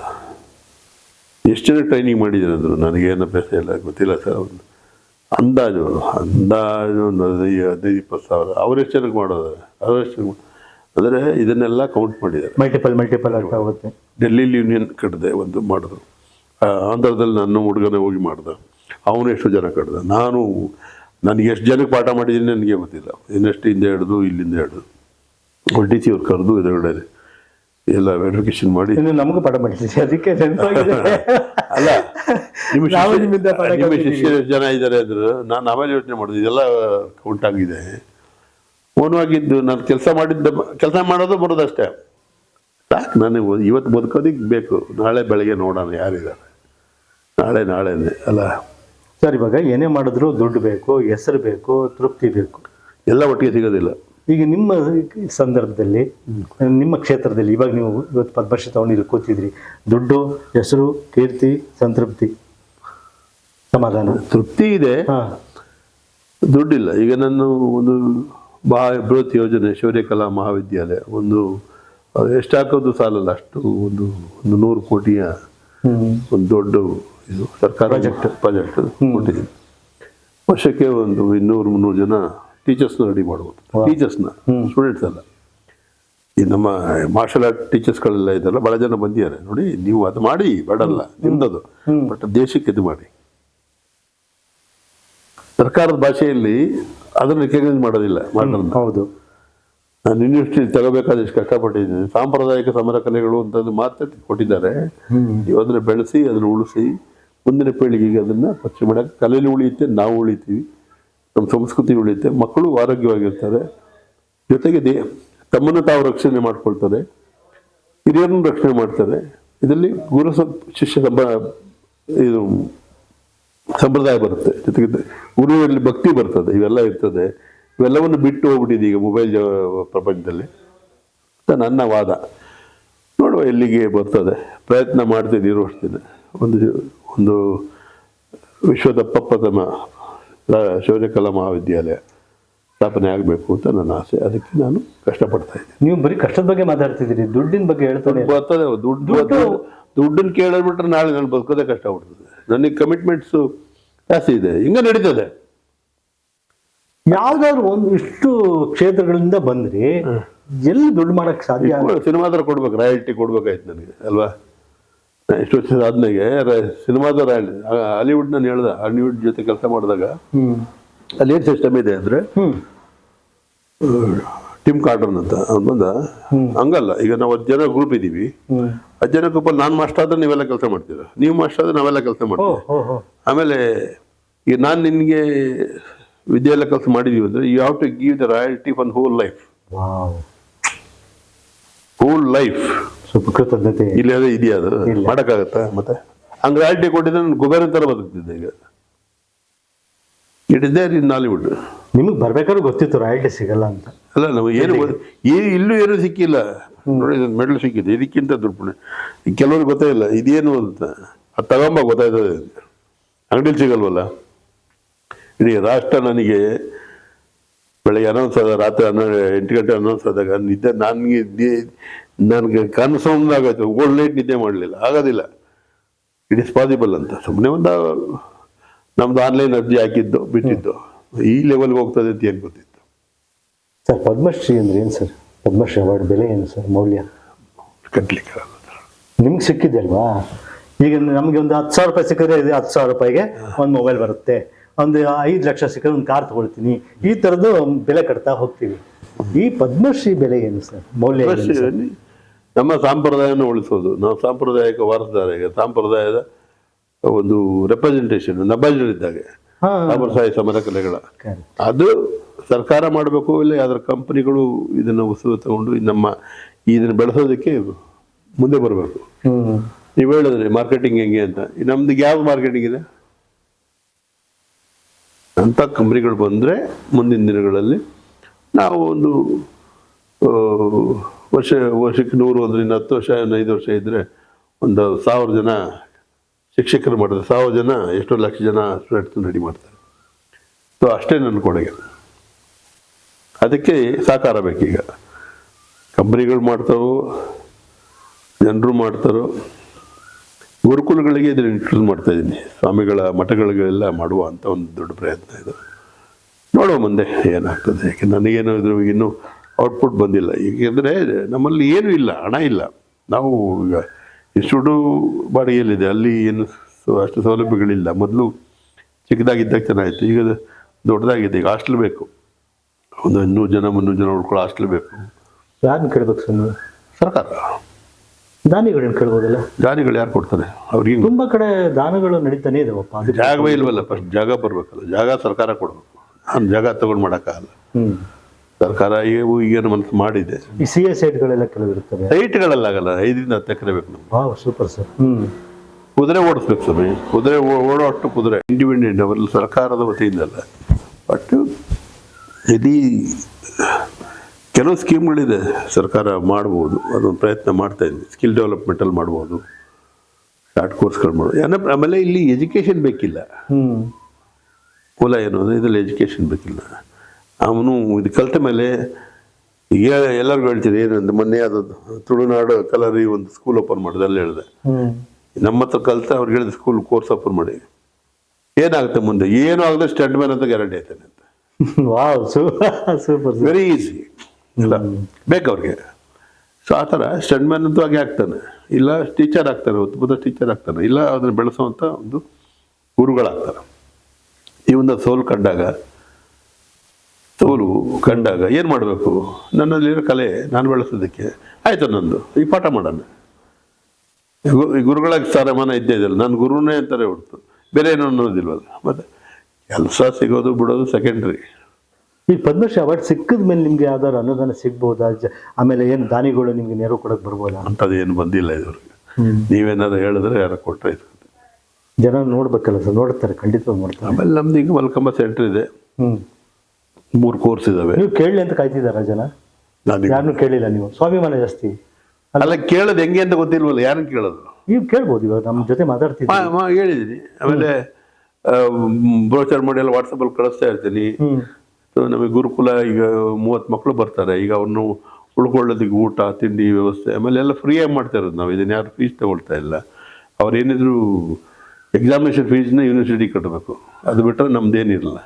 ಎಲ್ಲಿಂದ? ನಾನು ಇಷ್ಟು ವರ್ಷ ಮಾಡಿದ್ದೀನಿ, 30 ಮಕ್ಕಳನ್ನ 5 ವರ್ಷ 6 ವರ್ಷ ಸಾಕಿದ್ದೀನಿ. ನ್ಯಾಷನಲ್ ಸ್ಕೇಲ್ ಹಾಕಿ ನೋಡೋದು ಅವ್ರ ಇಂಡಿಯಾ ಸುತ್ತಿಸ್ತೇವೆ ಅವಕ್ಕೆಲ್ಲ. ಎಲ್ಲ ಕಡೆ ಜಮ್ಮು ಕಾಶ್ಮೀರದಿಂದ ಹಿಡಿದು ಕನ್ಯಾಕುಮಾರಿವರೆಗೂ ಶೋ ಮಾಡಿದವರು. ಈ ದೊಡ್ಡವರಾದರೂ ಹೊರಟೋದು. ಅವ್ರು ವಾಪಸ್ ಏನಾದ್ರು ಕೊಡ್ಬೇಕಲ್ಲ ಸರ್? ಮಕ್ಕಳ ಶೌರ್ಯ ಕೇಂದ್ರಕ್ಕೆ. ಎಲ್ಲ ಪಾಪ ಬಡ ಮಕ್ಕಳು ಅವರು ಏನು ಇಲ್ಲೇ ಇದ್ದಾರೆ ಮಕ್ಕಳನ್ನ ಇಲ್ಲಿ ಕಳ್ಸೋದು. ಆನಂತರ ಅವ್ರನ್ನ ನೀವೇನು ಶ್ರೀಮಂತರಾಗಿ ಮಾಡೋಕ್ಕಾಗ್ತಾ ಇಲ್ಲ ಅದರಲ್ಲಿ. ಅವ್ರೇನೋ ಆಗ್ತಾರೆ, ನಾನು ಅವ್ರನ್ನ ಮಾಡಿದ್ದೆ, ನಾನು ಅದಕ್ಕೆ ಇಟ್ಸ್ ನಾಟ್ ಮೈ ಫಲ ಬೇಡ. ಅವರು ಸಂಸ್ಥೆ ನಮ್ಮನ್ನು ಬೆಳೆಸಿದ್ದೆ, ನಾವೇನೋ ಮಾಡಿದ್ದೀವಿ, ಗುರುಗಳಿಗೇನೋ ಮಾಡಬೇಕು ಅಂತ ಅವ್ರ ಮನಸ್ಸಲ್ಲಿ ಬರಬೇಕು ಹೊರತು ನಾವು ನೀನು ಮಾಡಿದ್ರಪ್ಪ ನೀನು ಮಾಡು ಅಂದರೆ ಈಗ ಸಿನಿಮಾದವ್ರು ಮಾಡ್ತಾವ್ರ ನಮಗೆ ಇಲ್ಲ. ಮತ್ತೆ ಸರ್ ಒಂದು ಗಾದೆ ಬಂತು, ಈಗ ನೀವು ಹೇಳಿದ ತಕ್ಷಣ ನೆನಪಾಯ್ತು. ಏನೋ ಹೇಳ್ತಾರಲ್ಲ, ಮಗು ಅಳದೇ ಇದ್ರೆ ತಾಯಿ ಕೂಡ ಹಾಲು ಕೊಡಲ್ಲ ಅಂತ. ಏನು ನನಗೆ ಅಳೋದು ಹೆಂಗೆ ಅಂತ ಗೊತ್ತಿಲ್ಲ, ಅಳ್ತೀನಿ ನಾನು. ಅದು ಬೇರೆ ನನಗೆ ಅಪ್ರೋಚ್ ಗೊತ್ತಿಲ್ಲ. Exactly sir. ಮಾರ್ಕೆಟಿಂಗ್ ಗೊತ್ತಿಲ್ಲ. ಮಾರ್ಕೆಟಿಂಗಿಗೆ ಬೇರೆ ಅದ ಒಂದು ನಿಯಮಗಳಿರ್ತದೆ, ಹೆಂಗೆ ಮಾಡಬೇಕು ಅಂತ ಪ್ರಯತ್ನ ಮಾಡ್ತಾ ಇದ್ದೀನಿ, ನೋಡುವ. ನಿಮ್ಮ ಸ್ಥಾನದಲ್ಲಿ ಬೇರೆ ಯಾರಾದ್ರೂ ಆ ಥರ ಇದ್ದಿದ್ರೆ ಇಷ್ಟೊತ್ತಿಗೆ ಏನಾದ್ರು ಸಾಧನೆ ಮಾಡ್ಕೊಂಡ್ಬಿಡೋರು. ಇದಕ್ಕಿಂತ ಏನು ಸಾಧನೆ ಬೇಕು ಹೇಳಿ? ಈ ಥರ ಮಾರ್ಕೆಟಿಂಗ್ ಸಾಧನೆ ಅಲ್ಲ, ದುಡ್ಡು. ನೀವು ಹೇಳ್ತಾ ಇರೋದು ಏನು ಅಂದ್ರೆ ದುಡ್ಡು ಸಾಧನೆ.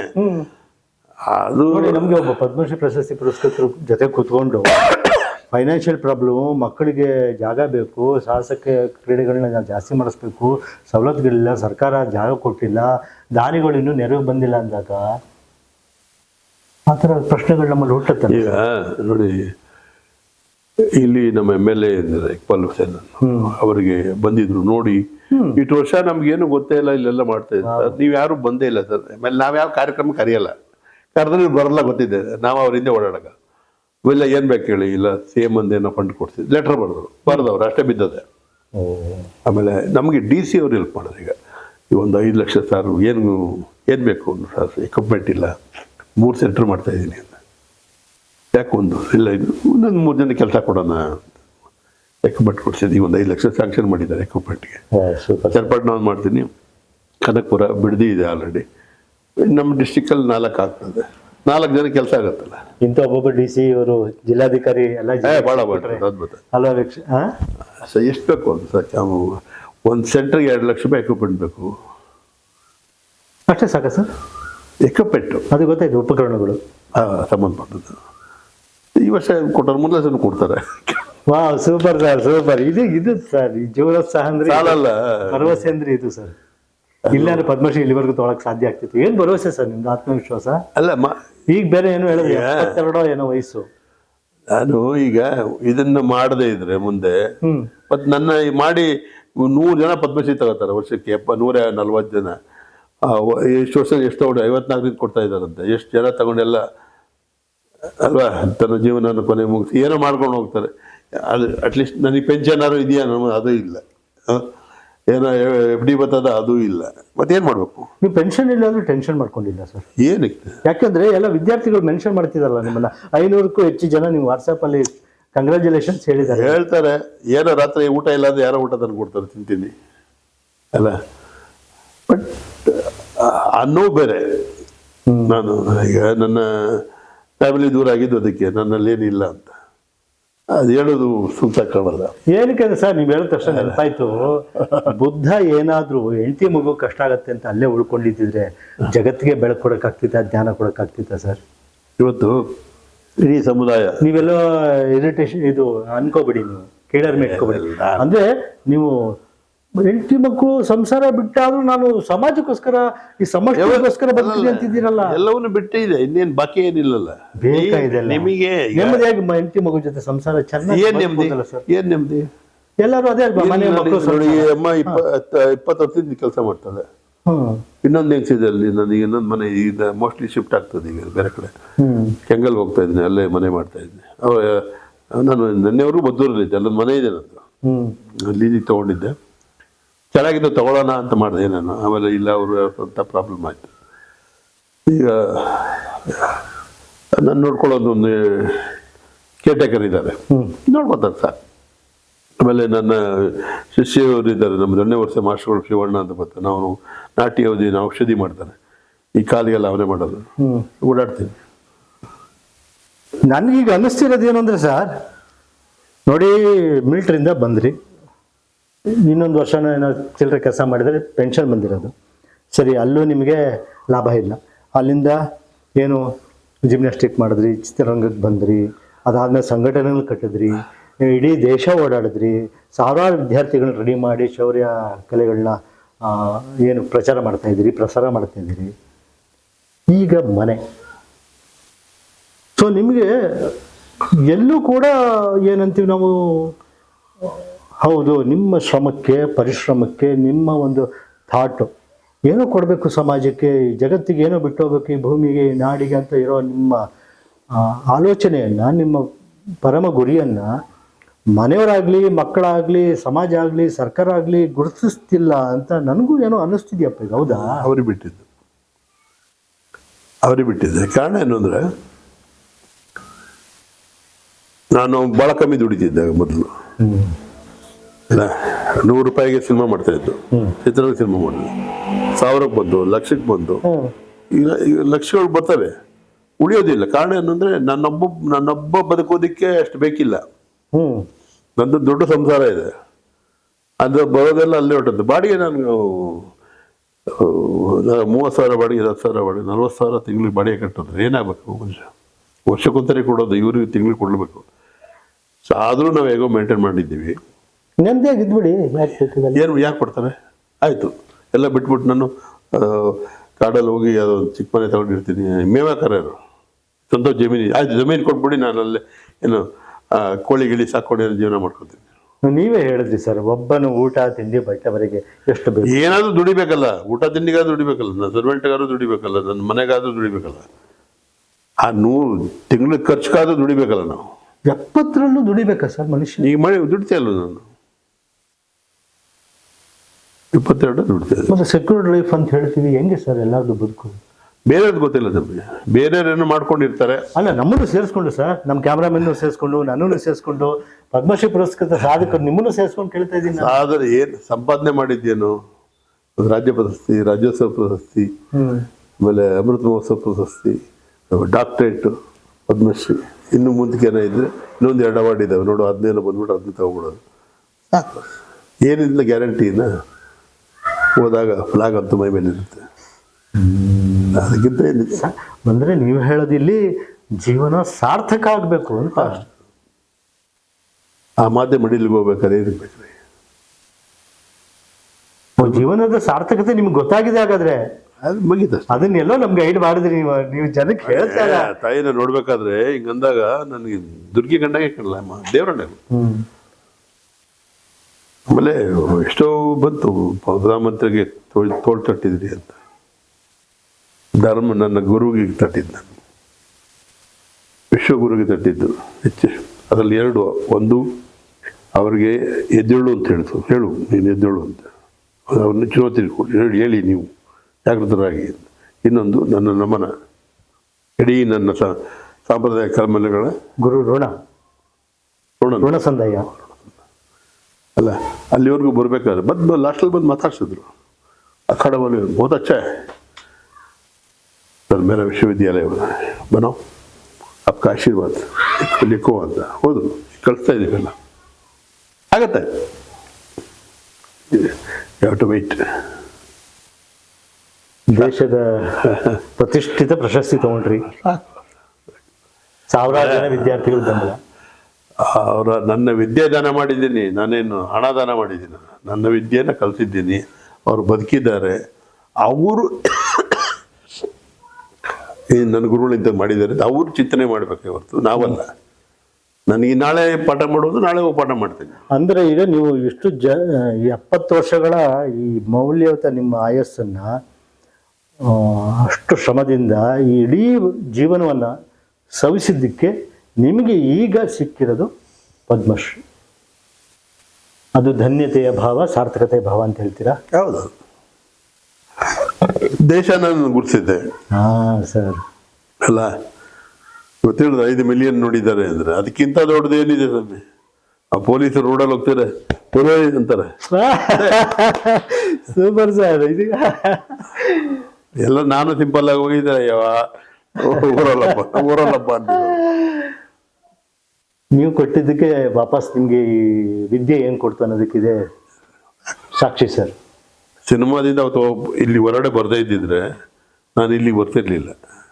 ಬಹಳ ಕಷ್ಟಕರವಾದ ಜೀವನ ಮಾಡ್ಬೇಕಾಯ್ತಲ್ಲ. ಅಲ್ಲೊಂದು ಎಕ್ಸಿಕ್ಯೂಟಿವ್ ಪ್ರೊಡ್ಯೂಸರ್ ಆಗಿದ್ರಲ್ಲ ನಿಮ್ಮ ಸಿನಿಮಾಗೆ, ಹುಚ್ಚೋಡುಗರಲ್ಲ? ಇಲ್ಲ, ನಾನು ಯಾವ್ದಕ್ಕೂ ಮಾಡಲಿಲ್ಲ. ಸಿನಿಮಾ ನೀನು ಎಲ್ಲೂ ಸಿನಿಮಾ ಮಾಡಲೇ ಇಲ್ಲ, ನಮ್ಮ ಶಿಷ್ಯರೆಲ್ಲ ಮಾಡಿದ್ರು. ನಾನು ಅವಾಗ ಸೀರಿಯಲಿಗೆ ದುಡ್ಡು ಹಾಕ್ಬಿಟ್ಟೆ. ಸೀರಿಯಲ್ ಅದೇ ಅಲ್ಲಿ ಡೆಲ್ಲಿ. ಅದು ಮೊನ್ನೆ ನಮ್ಮ ಪೂಜ್ಯ ಸ್ವಾಮಿಗಳು ವೀರೇಂದ್ರ ಹೆಗ್ಡೆ ಅವ್ರು ನೋಡ್ಲಿಕ್ಕೆ ಹೋದಾಗ ಶಾಸ್ತ್ರ ಮಾಡಿದ್ರು. ಅವರಿಗೆ ಅವ್ರು ಇನ್ನೊಂದು ಸರಿ ಹೊಡೆದು ತೋರಿಸೋದು ತೋಳ. ಹೌದಾ? ಪಾರ್ಟ್ನರ್ ಯಾರು ಬಂದಿದ್ರು, ಇಡೀ ಅವ್ರ ಕಲ್ಚರ್ ಅಂದರು. ಕೇಳಿದ್ರು ಎಷ್ಟು ಕಳ್ಕೊಂಡೆ ದುಡ್ಡು ಅಂದರು. ಅವರು ಹಾಕಿದ್ರು, ಅವರು ಸ್ವಾಮಿಗಳೆಲ್ಲ ಹಾಕಿದ್ರು. ಒಂದು 25,000 ಹೋಗುವ ಅಂದ್ಕೊಳ್ತು. ಅದು ದೊಡ್ಡದೆಲ್ಲ ಸ್ವಾಮಿಗಳ, ದೊಡ್ಡದಲ್ಲ, ಪಡೆದಿದ್ದೇ ಜಾಸ್ತಿ ಇದೆ. 20 ವರ್ಷ ಕಳ್ಕೊಂಡೆ ನಾನು, 15 ವರ್ಷ ಕಳ್ಕೊಂಡೆ. ಆ ವಯಸ್ಸು ವಾಪಸ್ ಬರಲಿಲ್ಲ ನನಗೆ. ಹಾಗಾದ್ರೆ ಈಗ ಹೇಳಿ ಸರ್, ನಮಗೆ ನಮ್ಮ ವೀಕ್ಷಕರು ಸರ್, ಕೋಟ್ಯಾಂತರ ಜನ ಕನ್ನಡಿಗರಿಗೆ ನೀವು ಕಳ್ಕೊಂಡಿದ್ದೆ ಹೆಚ್ಚ ಪಡ್ಕೊಂಡಿದ್ದೆ ಹೆಚ್ಚ ಸರ್?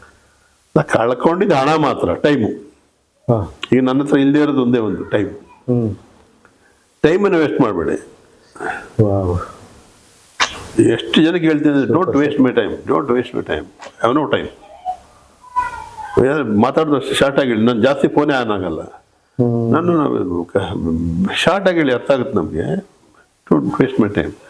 ಆಮೇಲೆ ನಮ್ಗೆ ಬೇರೆ ಯೋಚನೆಗಳು ಇರ್ತವೆ, ನಾವು ಅದನ್ನು ಡಿಸ್ಟರ್ಬ್ ಆಗ್ಬಿಡುತ್ತೆ ಮೈಂಡು. ಎಕ್ಸಾಕ್ಟ್. ನಿಮ್ಮ ಫೋಕಸ್ ಏನೋ ಇದೆ, ನಿಮ್ಮ ಜೀವನ ಸಾಧನೆ ಮಾರ್ಗ ಇದೆ, ಅದನ್ನು ಡಿಸ್ಟರ್ಬ್ ಆದರೆ ಏನಾಗ್ತದೆ ಅಂದರೆ, ನಾನು ಸರಿಯಾದ ಕೆಲವು ಸರಿ ಎಡವಟ್ ಆಗಿದೆ. ಅದರಿಂದ ಮತ್ತೆ ಮೈಂಡ್ ಡಿಸ್ಟರ್ಬ್ ಆಗೋದು ಬೇಡ. ಒಂದು ಕಟ್ಟಕ್ಕೆ ಹೋಗ್ತಿದ್ರಿ, ಏನಿದೆ ಅಷ್ಟೇ. ನಾನು ಇನ್ನೊಬ್ಬರು ವಿಷಯಗಳು ತಗೊಂಡು ನನಗೇನಾಗ, ನಾನು ಇದು ಮಾಡಬೇಕು. ನನ್ನ ಜೊತೆ ಅವರೇ ಇರೋರೆಲ್ಲ ಅಂತವ್ರೆ, ನನ್ನ ಜೊತೆ ಮಾಡೋರೆಲ್ಲ ನೀವು ಮಾಡಿ. ಅದಕ್ಕೆ ಏನು ಸಂದಬೇಕು, ಏನಾಗಬೇಕು ಅದು ಮಾಡೋಣ ಅಷ್ಟೇ. ಸಮಸ್ಯೆ ಉಳಿಸ್ಕೊಳ್ಳಿ, ನೀವು ಉಳಿರಿ. ಸಮಸ್ಯೆಗೆ ಹಣ ಬರೋಂಗೆ ಮಾಡಿದ್ದೀನಿ, ಉಳಿಸ್ಕೊಳ್ಳೋ ಜವಾಬ್ದಾರಿ ನಿಮ್ಮದು ಅಲ್ವಾ? ಸಮಸ್ಯೆಗೆ ಹಣ ಬರೋಂಗಾಗಿ ಅದು ಉಳಿಸ್ಕೊಳ್ಳೋ ಜವಾಬ್ದಾರಿ ನೀವು. ಸರ್ಕಾರ ಹಂಗೆ ಸುಮ್ಮನೆ ಕೊಡುತ್ತಾ ದುಡ್ಡ? ಇನ್ನು ಏನು ಮಾಡ್ಬೇಕು ಸರ್ ನೀವು? ಏನು ಶಾಲೆ ಹೇಳಿದ್ನಲ್ಲ ಅಷ್ಟೇ. ಇನ್ನು ಎಷ್ಟು ವರ್ಷ ಬೇಕು ಅವೆಲ್ಲ ಮಾಡಲಿಕ್ಕೆ? ಜಮೀನು ಕೊಟ್ಟರೆ ಇನ್ನೊಂದು 2 ವರ್ಷದೊಳಗೆ ಇನ್ಸ್ಟಿಟ್ಯೂಟ್ ಆಗುತ್ತೆ. ಇನ್ನು ಎಷ್ಟು ವರ್ಷ ಈ ಕ್ಷೇತ್ರದಲ್ಲಿ ನೀವು ಇಷ್ಟು ಆಕ್ಟಿವ್ ಆಗಿ ಕೆಲಸ ಮಾಡ್ತಾನೆ ಹೋಗ್ತೀರಿ? 10 ವರ್ಷದಿಂದ ಅಪ್ಲಿಕೇಶನ್ ಆಗ್ತಾನೆ ಇದ್ದೀನಿ, ಕೊಡೋದಿಲ್ಲ ಜಾಗ. ಈಗ ಹೇಳ್ತಾವ್ರು ಕೊಡ್ತೀವಿ ಅಂತ. ನೀವು ಆಸೆ ಕಳ್ಕೊಂಡಿಲ್ಲ, ಭರವಸೆ ಕಳ್ಕೊಂಡಿಲ್ಲ? ಯಾಕೆ ಕಳ್ಕೋಬೇಕು? ಏನು ನನ್ನ ಮನೆ ಕಟ್ಟಕ್ಕೆ ಹೇಳಿದ್ದೀನಿ, ನೆಮ್ಮದಿ ಆಗಿದ್ದು ಬಿಡ್ತೀನಿ ಅಂತ. 10 ವರ್ಷ ಆದ್ರೂ ಬೇಡ, ಸಾಕ್ಬಿಡು. ಏನು ನೆಮ್ಮದಿ? ಏನು ಮಾಡ್ತೀರಿ ನೆಮ್ಮದಿ ತಗೊಂಡು? ಬೆಳಗ್ಗೆ ಕೆಲಸ ಮಾಡಲಿಲ್ಲ ಅಂತಂದ್ರೆ ಎಲ್ಲ ಕಾಯಿಲೆಗಳು ಬಂದ್ಬಿಡ್ತಾವ ಹತ್ರ. ಈಗ ಓಡಾಡಕ್ಕಾಗ್ತಾ ಇಲ್ಲ, ಇಲ್ಲಿ ಎಕ್ಸೈಸ್ ಇಲ್ಲ ನಮಗೆ ಮೊದಲ ಥರ. ಅಂದ್ರೆ ಜವಾಬ್ದಾರಿ ಜಾಸ್ತಿ ಆಗಿದೆ. ಜವಾಬ್ದಾರಿ ಜಾಸ್ತಿ ಇರ್ತದೆ, ಮೆಂಟಲಿ ಟೆನ್ಷನ್ ಜಾಸ್ತಿ ಇರ್ತದೆ. ರೆಸ್ಟ್ ಸಿಕ್ಕಾಬಿಟ್ಟು ತಗೋತೀನಿ ನಾನು. ಕೆಲಸ ಇಲ್ಲ ಅಂದ್ರೆ ಏನು ನಿದ್ದೆ ಮಾಡ್ತೀನಿ, ಸೂಪರಾಗಿ ಮಾಡ್ತೀನಿ. ಬೆಳೆ ಟಿಫನ್ ಮಾಡ್ತೀನಿ, ಮತ್ತೆ ಊಟ ಮಾಡ್ತೀನಿ, ನಿದ್ದೆ ಮಾಡ್ತೀನಿ. ಕೆಲಸ ಇದ್ರೆ ಬೇರೆ ಕೆಲಸ, ಆಫೀಸ್ ಕೆಲಸಗಳು ಮಾಡ್ತೀನಿ ಅಷ್ಟೇ, ಬೇರೆ ಏನಿಲ್ಲ. ಸಮಸ್ಯೆಗೆ ಸಂಬಂಧಪಟ್ಟ ಕೆಲಸಗಳು, ಬೇರೆ ಯಾರು ಇಂಡಿವಿಜುವಲ್ ವೈಯಕ್ತಿಕ ಕೆಲಸಗಳು ಏನಿಲ್ಲ ಇಲ್ಲಿ. ದೇಶ ಕಟ್ಟೋ ನಮ್ಮ ಯುವ ಜನತೆ ಹೇಗಿರ್ಬೇಕು ಸರ್? ಹಾಗಾದ್ರೆ ನೀವು ಮಿಲಿಟರಿಯಿಂದ ಬಂದವರು, ಸಾಹಸ ಕ್ರೀಡೆಗಳಲ್ಲಿರೋರು, ಸಂಸ್ಥೆ ನಡೆಸ ಶೌರ್ಯ ಅಕಾಡೆಮಿ. ಇಲ್ಲ, ನೆನ್ನೆ ಪೊಲೀಸ್ ಅಕಾಡೆಮಿಲೂ ಒಂದೇ ಹೇಳಿದೆ, ನಿಮ್ಮ ತಂದೆ ತಾಯಿಗಳೆಲ್ಲ ಭಾಳ ಕಷ್ಟಪಟ್ಟು ನಿಮ್ಮನ್ನು ಕಲಿಸಿದ್ದಾರೆ ಇಲ್ಲಿ. ಇವತ್ತು ಮುಂದೆ ಜವಾಬ್ದಾರಿ ಆಫೀಸರ್ಗಳಾಗ್ತೀರಾ. ಆದರೆ ನೀವು ನಿಮ್ಮ ಸಾಕಿ ಪ್ರೋತ್ಸಾಹಿಸಿದಂಥ ತಂದೆ ತಾಯಿಗಳಿಗೆ ಗೌರವ ಕೊಡಿ, ಗುರು ಹಿರಿಯರಿಗೆ ಗೌರವ ಕೊಡಿ. ವೃದ್ಧಾಶ್ರಮದ ಚಿಂತನೆಯನ್ನು ಬಿಟ್ಟುಬಿಡಿ. ವೃದ್ಧಾಶ್ರಮನೇ ಇರಬಾರದು ಅಂದೆ.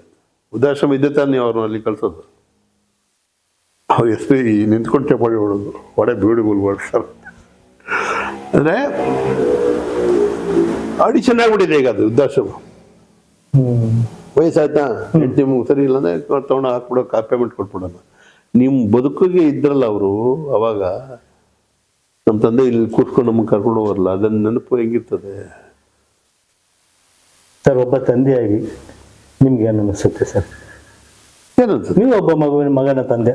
ಹೌದೌದು, ಅವ್ನ ಮಗ ಚೆನ್ನಾಗಿದ್ದಾನೆ, ಫ್ಯಾಮಿಲಿ ಚೆನ್ನಾಗಿದೆ. ಹೆಮ್ಮೆ, ಪ್ರೌಡ್ ಇದೆಯಾ ಏನು ಅಂತ? ಏನಿಲ್ಲ ಈಗ ಅವನ ಜೀವನವನ್ನು ಆಯ್ಸ್ಕೊಂಡ, ಅವನು ಇಂಜಿನಿಯರ್ ಆದ, ಜರ್ಮನ್. ನಿಮ್ಗೆ ಖುಷಿ ಇದೆಯಾ ಅಂತ?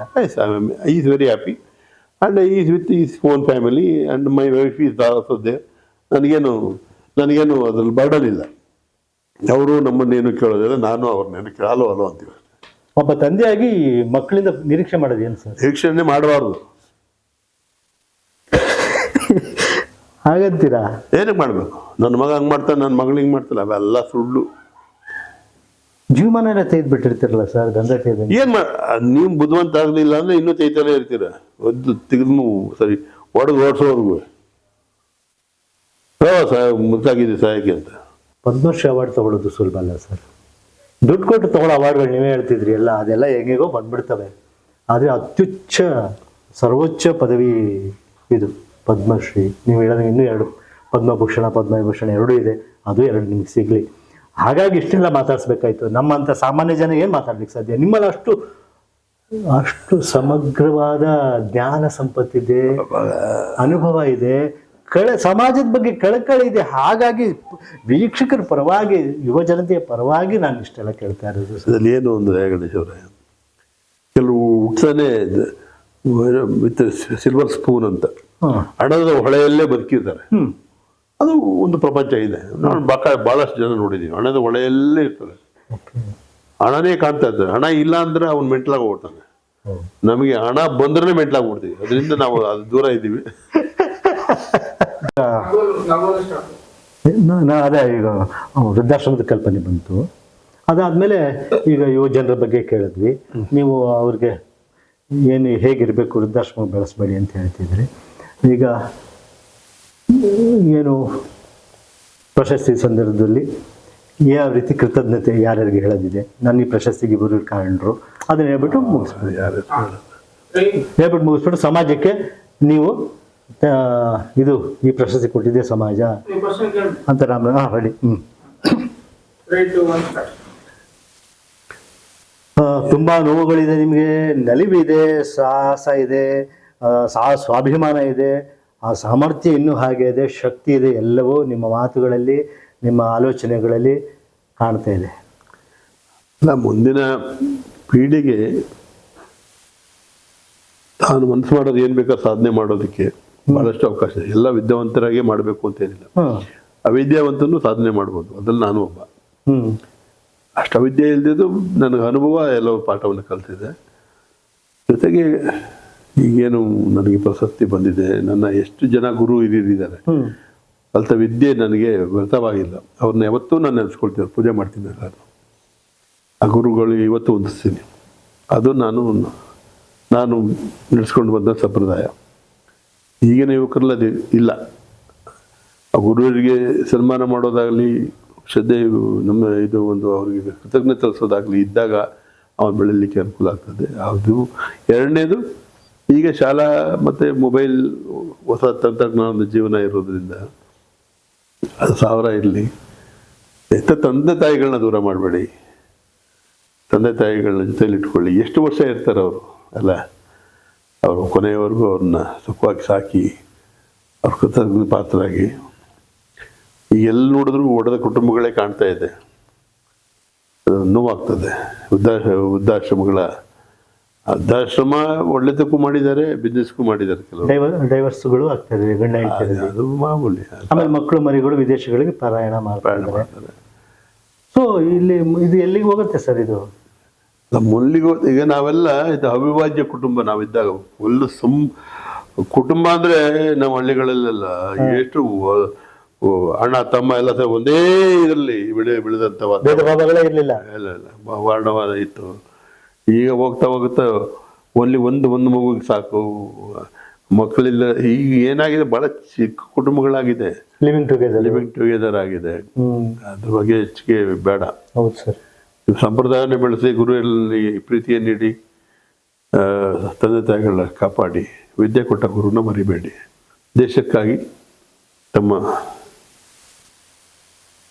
ಸಾಧನೆಯನ್ನು ಮಾಡಿ, ದೇಶ ಉಳಿಸುವ ಕೆಲಸವನ್ನು ಮಾಡಿ. ಈ ದೇಶ ಇದ್ದರೆ ನಾವು ಅಲ್ಲ, ದೇಶ ಇಲ್ಲದಿದ್ರೆ ನಾವಲ್ಲ. ಇದು ನನ್ನನ್ನು ಇಲ್ಲಿವರೆಗೂ ಗುರುತಿಸಿದೆ. ನನಗೆ ಯಾರ್ಯಾರು ನನ್ನ ಎಲ್ಲ ಗುರುಗಳಿಗೂ ನಾನು ನಮಿಸುತ್ತಾ, ನನ್ನ ತಂದೆ ತಾಯಿಗಳನ್ನ ನೆನೆಸ್ಕೊಂಡು ಏನು ಪದ್ಮಶ್ರೀಯಿಂದ ಆಗಿದೆ ಅನ್ನೋದಕ್ಕಿಂತ ಅಂಥ ಸ್ಥಾನಕ್ಕೆ ನನ್ನನ್ನು ತಂದು ಬಿಟ್ಟಿದೆ ಪ್ರಪಂಚ. ಅದಕ್ಕೆ ನಾನು ಋಣಿ. ಎಲ್ಲರಿಗೂ ಅಭಾರಿಯಾಗಿದ್ದೇನೆ. ತಮ್ಮ ಈ ಯಾವುದು ನೆಲಮುಗಿಲು ಚಾನಲ್ಲು ನನ್ನ ಈ ಸಂದರ್ಶನ ಮಾಡಿದ್ದೀರಿ. ನಿಮಗೂ ಶುಭವಾಗಲಿ. ಇದರಿಂದ ಒಳ್ಳೆಯ ಸಂದೇಶವನ್ನು ಕೊಡಿ.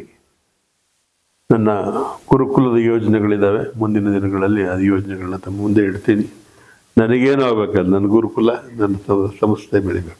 ನೀವು ಗುರುಕುಲ, ನನಗೇನು ಆಗ್ಬೇಕಲ್ಲ, ಸಂಸ್ಥೆ ಬೆಳಿಬೇಕು, ಒಬ್ಬಂಟಿ ಆಗಿದ್ದೀನಿ ಅಂದರೆ ಅದಕ್ಕೆ ಒಂದು ಸಣ್ಣ ಪ್ರಶ್ನೆ ಮುಗಿಸ್ಬಿಡ್ತೀನಿ. ಪದ್ಮಶ್ರೀ ಪ್ರಶಸ್ತಿ ಹಾಸನ್ ರಘು ಅವ್ರಿಗೆ ಸಿಕ್ಕಿದ ತಕ್ಷಣ ತುಂಬ ಖುಷಿಯಾಗಿದ್ದು ನಿಮ್ಮನ್ನು ಬಿಟ್ಟು ಯಾರಿಗೆ ಸರ್? ನನ್ನ ಗುರುಕುಲದ ಮಕ್ಕಳಿಗೆ. Wow, super sir. ಅಯ್ಯೋ, ಭಾಳ ಸಂತೋಷ ಪಟ್ಟರು. ಗುರುಕುಲದ ಮಕ್ಕಳು ನನ್ನ ಟೀಚರ್ಸ್ ಎಲ್ಲ ಏರ್ಪೋರ್ಟಿಂದ ಕರ್ಕೊಂಬಂದು ಕೂರಿಸಿ ಒಂದು 10 ಕ್ವಿಂಟಾಲ್ ಹೂವೆಲ್ಲ ತಲೆ ಮೇಲೆ ಹಾಕಿ ಇಲ್ಲೆಲ್ಲ ಮೆರವಣಿಗೆ ಮಾಡಿದ್ರು. ನಮ್ಮ ಇಲ್ಲಿ ನನ್ನ ಸ್ನೇಹಿತ ಇದ್ದಾರೆ ರಾಜಶೇಖರ್ ಅಂತ, ಇಲ್ಲಿ ಲೋಕಲ್ ಲೀಡರು, ನನ್ನ ಬರೀ ಬರ್ತಾರೆ ಅವರು. ಇಲ್ಲಿ ಎಲ್ಲ ಬೆಳಗ್ಗೆ ಒಂದು ಟೀ ಅಡ್ಡ ಇದೆ, ನಾವು ಅಲ್ಲಿ ಕೂತ್ಕೊತೀವಿ, ಟೀ ಕುಡ್ತೀವಿ. 6:30 ಹೋಗ್ಬೇಕು ನಾನು ಕಾಪಿಗೆ. ಕರ್ಕೊಂಡೋಗಿ ಸರ್, ನಾವು ಈಗ ಹೋಗ್ಬಿಟ್ಟಿರ್ತಾರೆ ಅವರೆಲ್ಲ ಭಾಳ ಸಂತೋಷ ಪಟ್ಟರು. ಆಕೆರಿಗೆ ಗೊತ್ತಿಲ್ಲ, ನನಗೆ ನನ್ನ ಸ್ಥಾನದಲ್ಲಿ ಎಲ್ಲರೂ ಸಂತೋಷ ಪಟ್ಟರು. ಒಂದು ಸನ್ಮಾನ ಮಾಡಿದ್ರು. ಅಲ್ಲಿ ಹೋದರೆ ಮಕ್ಕಳು ಎಲ್ಲ 60 ಮಕ್ಕಳು ಬಂದಿದ್ದು. ಏನು ಸುರು ನಾನು ಸುಸ್ತಾಗೋಗ್ಬಿಟ್ಟೆ. ಏನು ಆ ಪ್ರೀತಿಗೆ ಬೆಲೆ ಕಟ್ಟಕ್ಕಾಗಲ್ಲ. ಆಮೇಲೆ ನನ್ನ ಎಲ್ಲ ಕಲಾವಿದರು ಇದ್ದರು, ಹಿರಿಯ ಕಲಾವಿದರು. ಪಾರ್ಥಾರ್ಥಿ ಅಂತಿದ್ದಾನೆ, ಜನಪದ ನಮ್ಮ ಮಾಸ್ಟರ್ಗಳಿದ್ದಾರೆ, ಶಿವಣ್ಣ ಅಂತ, ರಮೇಶ್ ಅಂತ, ಆಮೇಲೆ ನಮ್ಮ ನಾಗರಾಜ್ ಅಂತ ನಮ್ಮ ಸೆಕ್ರೆಟ್ರಿ ಎಲ್ಲ. ಅಂದರೆ ಭಾಳ ಆನಂದ ಪಟ್ಟರು. ಒಂದು ಸ್ಥಾನ ಅವ್ರಿಗೆ ಹೆಮ್ಮೆ, ನಾವು ಪದ್ಮಶ್ರೀ ಅವರ ಜೊತೆಲಿದ್ದೀವಿ ಅಲ್ವಾ ಸರ್? ನಮಗೂ ಹೆಮ್ಮೆ ಅಲ್ವಾ ಸರ್? ಕೋಟ್ಯಾಂತರ ಕನ್ನಡಿಗರಿಗೆ ಹೆಮ್ಮೆ ಅಲ್ವಾ ಸರ್ ಇದು? ಕನ್ನಡ ನಾಡು, ಕನ್ನಡ ಭಾಷೆ. ನಾನು ಎಲ್ಲ ರಾಜ್ಯಗಳು ಕೆಲಸ ಮಾಡಿದ್ದೀನಿ, ಆದರೆ ನನ್ನ ಮಾತೃಭಾಷೆ ನನ್ನ ಕನ್ನಡ. ನನ್ನ ದೇಶಕ್ಕಾಗಿ ನನ್ನ ಜೀವನ ಮುಡುಪಾಗಿದೆ. ಅದರಲ್ಲಿ ಯಾವ ಯಾವ ಯೋಚನೆಯೂ ಇಲ್ಲ. ಕನ್ನಡದ ಬಗ್ಗೆ ಹೋರಾಟ ಆದಾಗ ನಾವಿದ್ದೀವಿ ಅಂತ ಕನ್ನಡ ಜೊತೆ ಇದ್ದೀವಿ. ನಿಮ್ಮ ಜೀವನದ ಕೆಲವು ನೆನಪುಗಳನ್ನ ಮಾಡ್ಕೊಂಡ್ವಿ, ಮೆಲ್ಕು ಹಾಕಿದ್ರಿ. ಈ ಸಂದರ್ಶನ ಕಾರ್ಯಕ್ರಮ ನಿಮಗೆ ಖುಷಿ ಕೊಡ್ತಾ ಸರ್? ಖುಷಿ ನಿಮಗೆ ಬರುತ್ತೆ, ಗೊತ್ತಾಗುತ್ತೆ. ಇದನ್ನು ಎಷ್ಟು ಜನ ಹೇಳಿದ್ರೆ 5 ಮಿಲಿಯನ್ ಅಂತ, 50 ಮಿಲಿಯನ್ ವೈರಲ್ ಆಯ್ತಲ್ಲ. ನಿಮ್ಮದು ಎಷ್ಟು ವೈರಲ್ ಆಗುತ್ತೆ, ಅದೇ ಸಾಧನೆ ನಮ್ದು. ನಾನು ಏನು ಸಾಧನೆಪ್ಪ ಅಂದ್ರೆ, ಒಂದು 100 ಮಿಲಿಯನ್ ಜನ ನೋಡಿದ್ದಾರೆ ಅಂದ್ರೆ ಸಾಕು ಬಿಡ್ತಾ, ಹುಟ್ಟಿದ ಸಾಕು. ಜನಪ್ರೀತಿನೇ ಮುಖ್ಯ ಆಗ್ಬಿಡುತ್ತೆ ಕೊನೆಗೂ. ಒಂದಿನ ನನ್ನ ಕಲ್ಪನೆ ಯಾರಿಗಾರು ಅರ್ಥ ಆಗುತ್ತೆ, ಹೌದಪ್ಪ ಇದು ಒಳ್ಳೆ ಕಲ್ಪನೆ ಇದೆ, ಇದಕ್ಕೇನಾದರೂ ಒಂದು ಮಾಡಬೇಕು ಅಂತ ಇದ್ದಾರೆ, ಸ್ವಲ್ಪ ಮಾತಾಡ್ತಾ ಇದೆ, ಆಗುತ್ತೆ. ಖಂಡಿತ ಆಗಲಿ ಸರ್, ನಾವೆಲ್ಲ ನಿಮ್ಮ ಜೊತೆಯಲ್ಲೇ ಇದ್ದೀವಿ. ಖಂಡಿತವಾಗಿ ಇದೊಂದು ಕಾರ್ಯಕ್ರಮಕ್ಕೆ ಮುಗಿಯಲ್ಲ, ಎಲ್ಲ ನಿಮ್ಮ ಕಾರ್ಯಕ್ರಮಗಳ ಜೊತೆ ನಾವು ಖಂಡಿತವಾಗಿ ನಿಮ್ಮ ಜೊತೆ ಇರ್ತೀವಿ. ಇಡೀ ಕನ್ನಡ ನಾಡು ನಿಮ್ಮ ಜೊತೆ ಇದ್ದೇ ಇರುತ್ತೆ ಸರ್, ಅದ್ರ ಬಗ್ಗೆ ಡೌಟೇ ಬೇಡ. ಇಡೀ ಭಾರತ ಇದೆ ಈಗ ಪದ್ಮಶ್ರೀ ಕೊಟ್ಟಿರೋದ್ರಿಂದ. ಇನ್ನೂ 2-3 ನೀವೇ ಹೇಳಿದಾಗ ಯಾವ್ದಾದ್ ಬರ್ತದೆ ಎಲ್ಲ ಬರಲಿ, ಆ ಪ್ರಶಸ್ತಿಗಳು ಖಂಡಿತವಾಗಿ ಬರಲಿ. ನಾವು ಆಶೆ ಬೇಡ ಅಂತ ನಾವೇನು ಅಪ್ಲೈ ಮಾಡಕ್ ಹೋಗಲ್ಲ, ಬರೋದು ಬೇಡ ಅನ್ನೋದು. ಖಂಡಿತ ಬರುತ್ತೆ ಸರ್, ನಿಮ್ಮನ್ನು ನೋಡ್ಕೊಂಡು ಬಂದಿದೆ ಅಲ್ವಾ? ಇದೇನು ಕಡಿಮೆ ಸಾಧನೆ ಅಲ್ಲ. ವೀಕ್ಷಕರೇ, ಇಷ್ಟೊತ್ತು ನಮ್ಮ ಮುಲಾಜಿಗೋ ಸಂಕೋಚಕ್ಕೋ ನಮ್ಮ ಒತ್ತಾಯಕ್ಕೋ ಪ್ರೀತಿಪೂರ್ವಕ ಒತ್ತಾಯಕ್ಕೋ ಮನ್ನಣೆ ಕೊಟ್ಟು ಸರ್ ಇಷ್ಟೊಂದು ಸುದೀರ್ಘವಾಗಿ ಮಾತಾಡಿದ್ರು. ಹಾಸನ್ ರಘು ಅವ್ರ ಪ್ರೀತಿಯನ್ನು ನಾವು ಯಾವತ್ತೂ ಮರೆಯೋಂಗಿಲ್ಲ. ಅವರೇ ಹೇಳ್ದಂಗೆ ಸಂಘಟನೆ ಕಟ್ಟಿದವರು. ಚಿತ್ರರಂಗ ಇವತ್ತು ಕನ್ನಡದ ಚಿತ್ರರಂಗದ ಉಳಿವಿಗೆ ಅವರ ಕೊಡುಗೆನ ಅವ್ರ ಮಾತುಗಳಲ್ಲಿ ಕೇಳಿದಿರಿ, ನೀವು ನೋಡಿರ್ತೀರಿ ಕೆಲವರು. ಇನ್ಮೂಲೆ ಆದರೂ ಬೇರೆ ಕಡೆಯಿಂದ ಆದರೂ ನಿಮಗೆ ಆ ಸತ್ಯ ಏನಂತ ಗೊತ್ತಾಗಿರ್ಬೋದು. ಸಂಘಟನೆಗಳನ್ನು ಕಟ್ಟಿದ್ರು, ವಿದ್ಯಾರ್ಥಿಗಳನ್ನು ರೂಪಿಸಿದ್ರು. ಭವಿಷ್ಯದಲ್ಲಿ ಏನು ಸಮರಕಲೆ ಆಗ್ಬೋದು ನೋಡಿ, ಮೌಲ್ಯಗಳ ಬಗ್ಗೆ ಒಂದಷ್ಟು ಹೇಳ್ತಾ ಹೋಗ್ತಿರ್ತಾರೆ. ಪದ್ಮಶ್ರೀ ಪ್ರಶಸ್ತಿ ಹೇಗೆ ಸಿಕ್ತು, ಅದರದ್ದು ತಮ್ಮ ಶ್ರಮ ಏನು, ಸಾರ್ಥಕತೆ ಏನು, ವಿದ್ಯಾರ್ಥಿಗಳು ಯುವಜನತೆ ಮುಂದಿನ ಜಗತ್ತು ಹೇಗಿರಬೇಕು ಅನ್ನೋದನ್ನು ಸಾಕಷ್ಟು ಪರಿಣಾಮಕಾರಿಯಾಗಿ ಸೂಕ್ಷ್ಮವಾಗಿ ಸಣ್ಣ ಸಣ್ಣ ಉದಾಹರಣೆಗಳ ಮೂಲಕನೇ ನಮಗೆಲ್ಲ ನಿರೂಪಿಸಿದ್ದಾರೆ. ನಿಮ್ಮೆಲ್ಲರ ಪರವಾಗಿ ನಾನು ಅವರಿಗೆ ವಂದನೆಗಳನ್ನು ಹೇಳ್ತೀನಿ. ಸರ್, ನಮ್ಮೆಲ್ಲ ವೀಕ್ಷಕರ ಪರವಾಗಿ, ಕನ್ನಡ ನಾಡಿನ ಜನತೆ ಪರವಾಗಿ ನಿಮಗೆ ನಾನು ಆಭಾರಿಯಾಗಿದ್ದೇನೆ. ನಮ್ಮ ಕಾರ್ಯಕ್ರಮ ಕೊಟ್ಟಿದ್ದಕ್ಕೆ ತುಂಬ ಚಿರೋಣಿ ಸರ್. ಭಾಳಷ್ಟು ಕೆದಕಿದ್ದೀರಿ ತಲೆಯಲ್ಲಿ. ನಮ್ಮ ಪ್ರಯತ್ನ ಪ್ರೀತಿಯಿಂದ ಸರ್. Thank you. ಒಳ್ಳೆಯದಾಗಲಿ, ಶುಭವಾಗಲಿ. ಎಷ್ಟು ಹೇಳ್ತೇನೆ ನಾನು. ನಮಸ್ತೆ sir, thank you. Out of focus ಮಾಡ್ಕೊಳ್ಳಿ, ಚೇಂಜ್ ಆಯ್ತಲ್ಲ, ಇರಿ. ಇಲ್ಲ ನಿಮಿಷ, ಅದಲ್ಲ ಬಂತ ಪಕ್ಕನ ಗ್ರೀನ್ ಬಂತ, ಕಟ್ ಮಾಡಿ ಇರಿ. ಹಾಗೆ ಅಲ್ಲಿ ಮಾಡಿ, ಪ್ರೆಸ್ ಮಾಡಿ, ಇರಿ ಹಾಗೆ ಇರಿ. ಅಲ್ಲ ಒಂದು ನಿಮಿಷ ಹಂಗೆ ಇರಿ, ಹಾಗೆ ಇಟ್ಕೊಳ್ಳಿ, ಇರಿ. ಗ್ರೀನ್ ಬಂತು ಇವಾಗ, ರೈಟ್. ಈಗ ಫೋಕಸ್ ಆಗಿದೆ. ಈಗ ಹಂಗೆ ವೈಡ್ ಬನ್ನಿ.